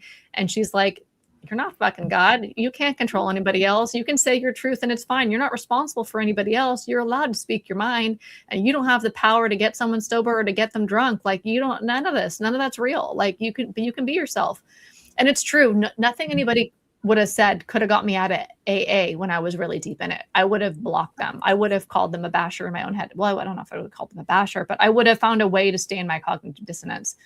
I don't feel guilty anymore. I don't feel that guilt. I don't believe it. Cassandra, yeah, you two are going long 3 hour. Burnie and Bestie in the house. It's Brittany, bitch. Yeah, I think like I get to my capacity. We're about there, and I'm about to need a bathroom break like you wouldn't believe. It says, yes, but we had a group conscience to go back to men and women. It sucked. That was my final meeting. Do you guys want to do a group conscience right now? No. What I guess my inquiry, whether you're watching live or the replay, I really want to know what you think. If you could redesign the treatment industry or treatment in general, what would you think treatment from alcohol or drug like addiction would look like? Would it be a 30-day stint at Hazelden? Like what is the answer? Like what is the answer to addiction? That's not what we're talking about here. We're talking about deconstructing 12-step ideology, but it is interesting to think about what's the answer.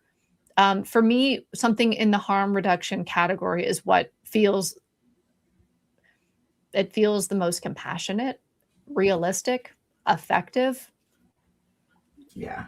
Yeah, I feel like there should be like when you go to treatment, it's like, okay, are you trying to quit everything completely? Are you trying to reduce your use? Are you trying to just use safer? Like, I feel like there should be different types of treatment and different types of, depending on your goals, because everybody's goals are different, but we assume somebody's struggling, we must get them to stop everything. And that's just not it. Green Mountain Mama said, the plain language book still has all the same shitty advice, even down to having the new recruit live with you. Oh, Jesus. They changed literally nothing aside from simplifying the language. Yeah. Remember when Bill admitted that his program was so ineffective that somebody killed it, someone suicided in his own living room? That's in the big book? Isn't that a red flag? No. That you're taking on very serious medical condition kind of people into your own home, and that they're not even surviving a trip to your living room. Yep. Is that a red flag to anybody? Hey, did you guys like this? Let me know, like right now, if you're here live and vibing and you're still here, or if you're catching the replay. Did you like this, that we told you like a couple days in advance that we were gonna, or announced? I hope you saw it in it plenty of time to watch the movie if you wanted. Did you like the this idea of we can watch a movie and talk about it? Was that a fun way to do it? Is there other movies that you'd like us to do this with and have kind of like a little live stream powwow afterwards, deconstruct from the movie? Is there other movies you think are great that we should watch together? Did you like this kind of a vibe? What do you like? For me, it's I have a lot of empathy for you as the viewer. What would serve you? What do you think would be helpful? What do you want more of? I'm always trying to be very in touch with what you actually enjoy. Burnie's trying to take off here. You see her? She's trying to take off. She's like, I have to go pee so bad. If I don't flap my hands, I'm going to wet myself. And don't call it out because I'm literally pissing my pants right now. That's not okay. Kirsten, I've been sitting here for 3 minutes. I did not smoke pot. I did not go pee. I did not pass go. Get me the fuck out of here. You know I'm ADHD. Don't fuck with me. Can I get a Brittany, bitch? Fucking Brittany, bitch, you said it. Time out. Time out. I'm literally dying inside. I'm dying. You know what? People are dying. Should I save your life and end the live stream? Please. I love you guys so much, but 3 hours for me sitting in a chair is a very long time. And yeah, I gotta pee. Yeah. I'm impressed with your bladders. Me too. Bestie, do a mystery science theater with you and Burnie. Hey, Burnie, you want to run and go pee? And I'll look at these last comments and then I'll run and go. Okay. Yeah. Oh. I'm about to pop too, bladder-wise, but I want to finish up these comments. I'm impressed with. Oh, we already did that one. This is excellent. I will catch what I missed up in the replay. Yeah. Get to the root of the problem. Nutrition progress. Totally. Catching a replay the last hour. Rick. Yeah. Football in session. Who's playing right now? We're getting to the end, huh? We're in the finals. We're getting down to the line here. Lavender says, I missed the first hour, but I really like the idea of a movie before this. Yeah. I thought it might be fun to get Monica Richardson on. Like, we watch the 13th Step and then bring her on and we chat about it. That was like an idea I had. But if you have any other movies that you think, maybe the Body Broker movie, any other movies that you think that would be good to talk about together about recovery or 12 Step or whatever. Kate says, I like how they do it in Italy, all professionals and individualized. Not sure about rehabs run by professionals with medication if necessary. Rehabs are very long, though. Like, you're in there a long period of time. Something that was in the movie that we just watched, they were talking about how ideally rehab would be not 30 days. It would be, they were talking about like 6 months, 9 months, 12 months. Like, wow. Blue Butterfly says, have a great day. Thank you. Yeah, this has been really fun to unpack it all. Cassandra adds in, all therapy is individualized. And Julie says, smart is embracing harm reduction more and more. It's great to hear. Yeah. Cassandra says, stop treating everybody with one solution. Fully 100% agree. And Deborah says, those AA business meetings were brutal. I remember I was in early sobriety and I went to my first AA business meeting and I had a panic attack. I was like, what is happening here? Because everybody started yelling at everybody. And I was the secretary or the chair of that meeting, like the one leading the meeting, right? So I had to go and I was supposed to like conduct the circus, but I'd never been to one before and everyone started screaming and I just started like hyperventilating. I was like, I don't even know what I'm supposed to say. I was so terrified of everybody. Everyone got so like just wild so fast at that business meeting. I was not emotionally prepared. I'm still probably not.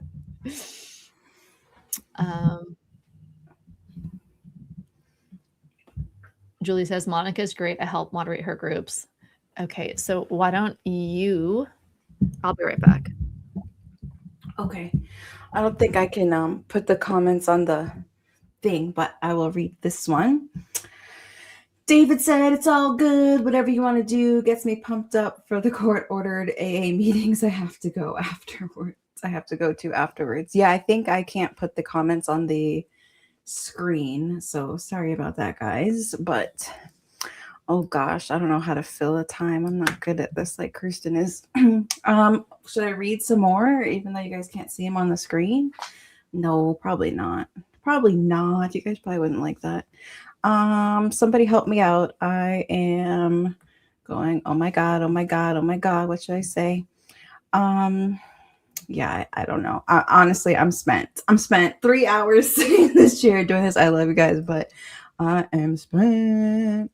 We read that one. Lavender Fox has said, have to know Robert's rules of order to survive most business meetings. I don't know what Robert's rules of order are. I'm intrigued. Yeah, I'm going to write that down. Those business meetings are the worst. You had to go. By the way, I feel like a new woman. It is, you know, that road trip, you finally like empty the bladder. I just go with it. I'm going with it. I'm going with this refresh bladder over here. You're good, Tara. We had something up here earlier. Lavender Fox says, oh yes, 13th Step with Monica gets my vote. Okay, I love it. Do the comments anyway. Oh, Cassandra. Okay, yeah. Only one person on the live stream is able to pop the comments up, so that's the challenge. Harry says, deconstruction with Jake Gyllenhaal, excellent movie. Oh, what is that? I'm gonna write that. I'm intrigued. Same. What is this? Is this about religion? What is this deconstruction? I want to watch this right away just because the name. Speaking my language. I mean, yeah. 3 hours is a long time. Yeah, we're vibing up in here. Oh my God, Robert Rules of Order. Yep. Robert Rules is an old standard. I don't even know what this is. I'm going to write this down. My pen's popping out. Oh, jeez. Robert Rules. Robert Rules. Robert's Rules. We have lavender foxes. You know what? I didn't have any of my squirrels today. Can you believe it? My squirrels are where I start unpacking the context to the point where my context has context, then I forgot my original point, and then I squirrel out, and then I'm like, what was I talking about? And then I'm like, oh, a squirrel. And then I'm like, oh yeah, wait, we're live. I didn't have one of those today. Weird. Lavender says, around here, most of the AA business meetings I was at followed the rules of order. So if you weren't familiar with it, couldn't get a word in edgewise. It was nuts. Okay, I'm going to have to look into that. Yeah, that's crazy. I went to some big book thumpy meetings and I never heard of that. Oh, Sandra said I couldn't find that movie. It was Demolition. Oh. So it's not deconstruction, it's demolition. Well, I'll look for both, but either way, yeah. I'll look for both then. You better work, bitch.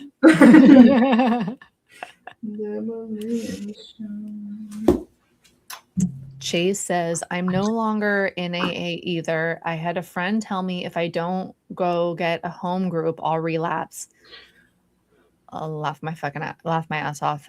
I do, however, think the literature is up there with other great spiritual literature and teachings.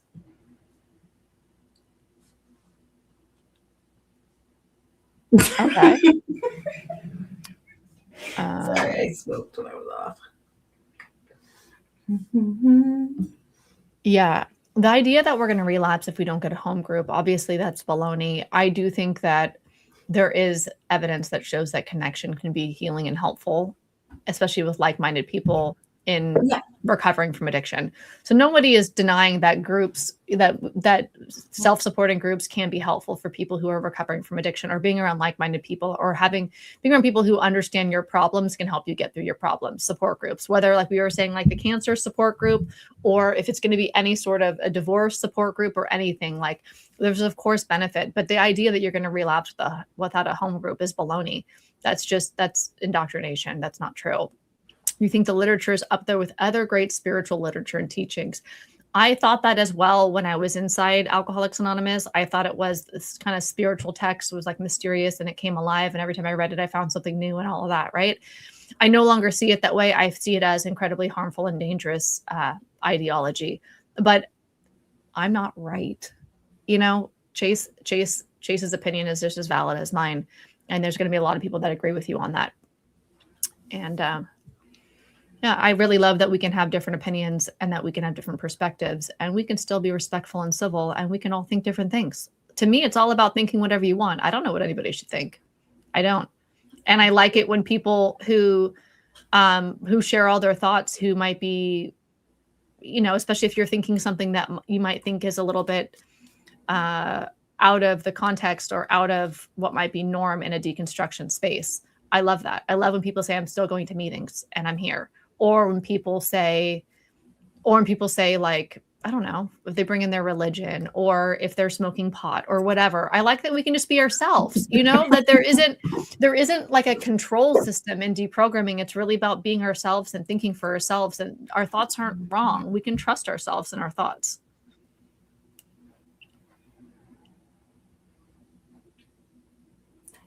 Harry Dodger said they told me that AA business meetings were risky for my sobriety. Sorry. I said Harry Dodgers. I don't know why that made me laugh. They told me that AA business meetings were risky for my sobriety. Wait, what? They told me that AA business meetings because they're triggering as fuck, because people are like ruthless. They're so emotional. I could see they could, yeah. I could see why this is true because like I said, my very first business meeting, I was supposed to be like in charge of it because I was the secretary of the meeting and everybody was unruly and bananas and like how you're supposed to contain or hold the space for something that's like out of control. And I felt a lot of pressure and I started having an anxiety attack. So yeah, I can see why someone would say a business meeting is risky for sobriety. It was business meetings are not, they say not a hotbed of mental health or whatever. Like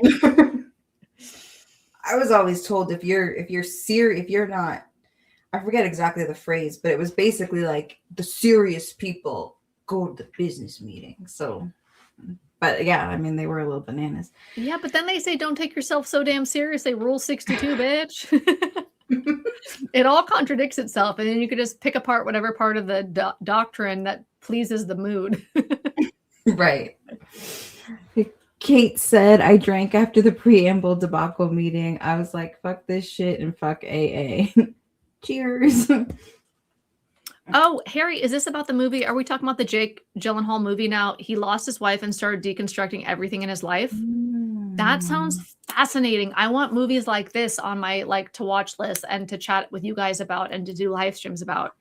I think this isn't talking about the Jake Gyllenhaal movie. Yeah, I think so. If we do watch this and choose to like deconstruct it as a team, like in a live stream with you guys, we'll give you plenty of time notice to watch the movie before we come on live to unpack it. But I like the idea of watching things together too, if we do that.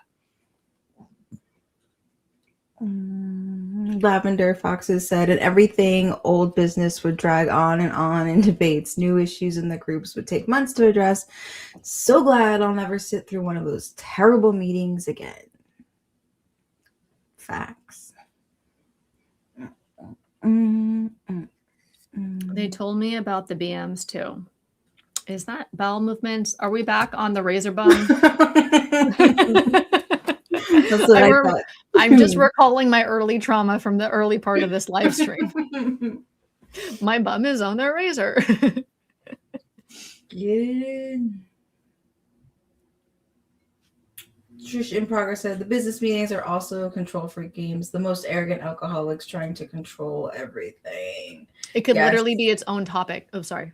Yeah, I was just gonna say it's such like when you see the top dogs, right? When they do like it's just like, oh what yeah. Ugh. Yeah, totally. I'm picturing it in my head. Lavender Fox says business meetings are a pile of poop. The custom sewing says, yes, the crazy ones go to a business meeting at 7 a.m. on Saturday. I was like, yeah, no, I will not go there at 7 a.m. on Saturday. You are insane. You know what? My home group, and I made it my home group because my sponsor went and she had a bunch of kids and it was the only meeting she went to that was kind of near my house. She lived kind of far from me. So I made sure to go. I made my home group her home group. So I would see her every week at a meeting. And it was called Too Early. And it was 8 a.m. on Saturdays, literally inside a church basement in San Francisco. Early. It literally was church basement. They weren't all church basements though. You know what I mean? Some of them weren't on churches, but a lot of them were. And this one was. But yeah, it was called Too Early, Saturday, 8 a.m. And we'd, of course, get there even earlier than early to make the coffee, whatever, do all the things.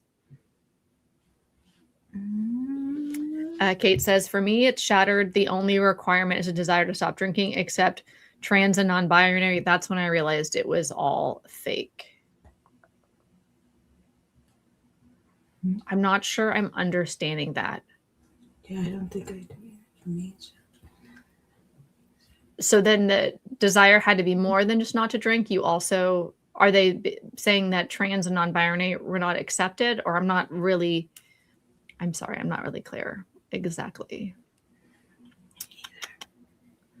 And then Harry says, yes, it was demolition, not deconstruction. Okay, so we're talking about demolition, the Jake Gyllenhaal movie, However, he didn't demolish his refrigerator at his TV and his house, deconstructed his life in general.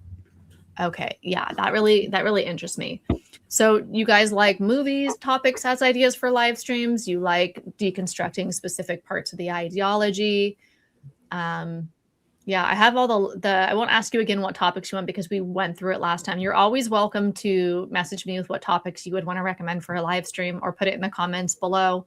we did make a list of what y'all said last week, and I kept that list. This week was in response to what you guys said you wanted. So my vision is to keep doing these over time and keep Burnie and Bestie vibes alive. I don't know what the schedule will look like in the future, but our next one is on February 1st. So the next 2 weekends, there will be no Burnie and Bestie, but then we'll come back later, February 1st, and do one. And I know on my site, I'll put it on Facebook, I'll put it on YouTube, and I'll put it in the Deprogram Lounge. If you are my YouTube, Deprogram Lounge is the first link below, and it's a free community. So I'll post it in there as well to let you all know about it in plenty of time. I love these. I love hearing what you think. What I love most about these live streams, aside from just like singing Britney Spears with Burnie over here, is Weekend with Burnie, is I love hearing from everybody live and direct and engaging with you. I love when you guys are talking with each other in the comments.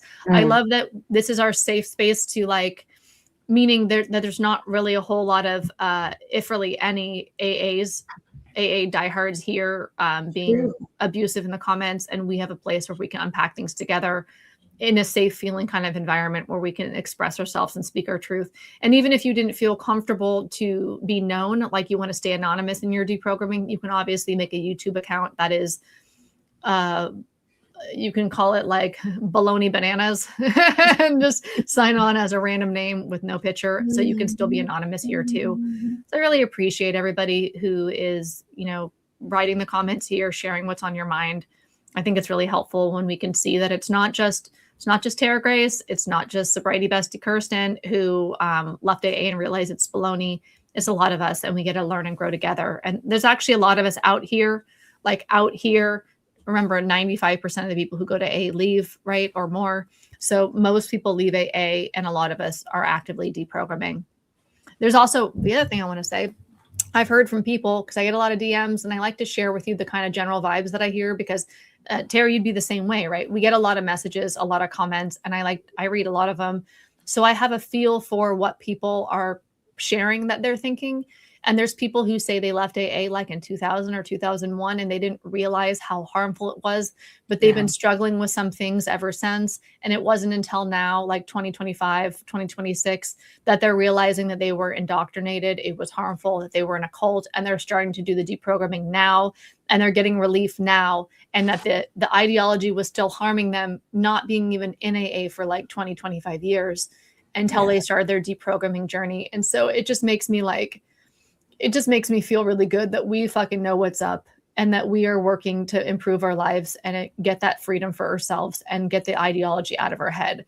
I just think it's so cool. Like, if we're going to talk about gratitude, which I know is like a trigger for a lot of people, I'm really grateful that I understand that it's harmful, and that I've been actively working for my own liberation from AA ideology. Yeah.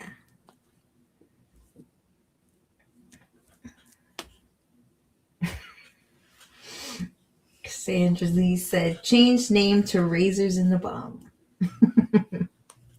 This is like bum the stigma. Razor bum. How did we even get here? Fucked up world.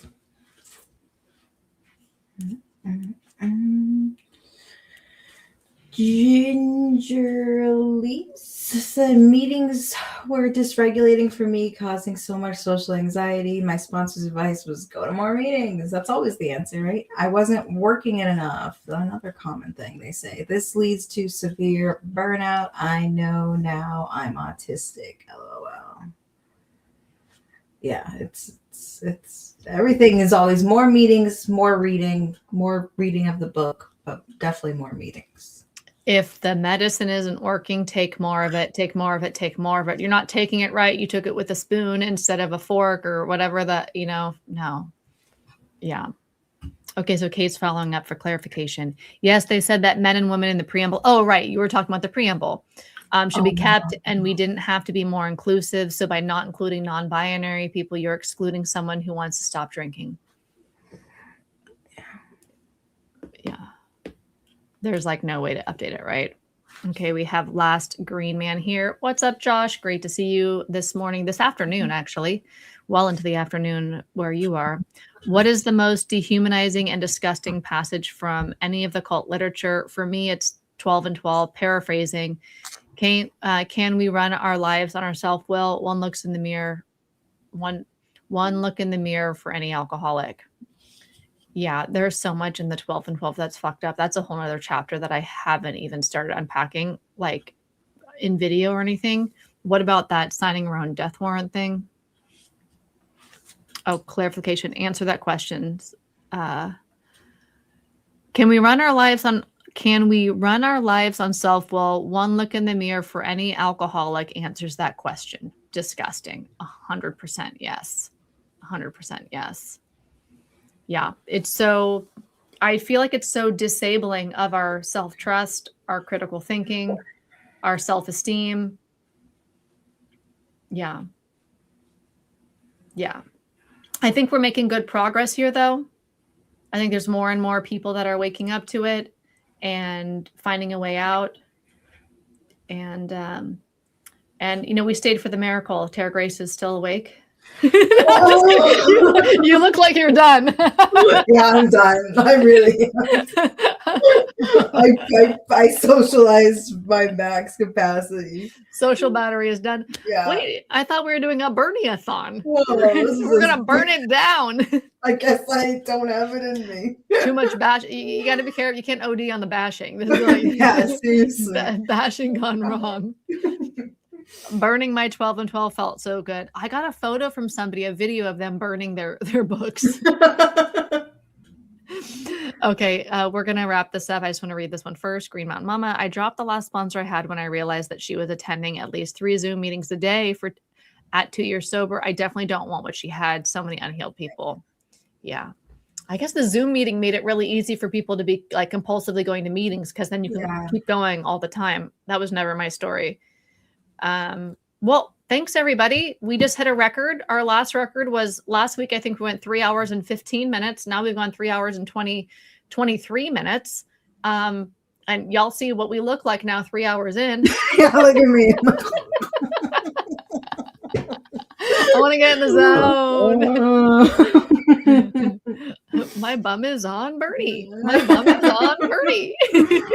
Oh my gosh. Thank you guys. Thank you for being here because you guys were here for a bit too. So thank you. Yeah. But I'm tapping out. And anybody who caught the replay, let us know what you vibed with in the comments. Feel free to have that be a conversation down there. And if you're watching the replay and you don't know, you can hit a button on YouTube where you can see all the comments. I should mention this at the beginning of the live streams. You can see all of the comments that happen during the live stream as you watch it. If you're watching the replay, which is so cool. So you can kind of see everything that's happening over here. That is cool. I didn't know you could do that. Yeah. I should figure out what the instructions are, but there's a way that you can see all the live stream comments on the replay. Yeah. Lavender says, thanks for this episode. Already looking forward to February's episode. Have a great rest of your day. Bye. And thank you. And thank you, everybody. All right. I am going to over and out. Have a great day, guys. Bye. Bye, everybody.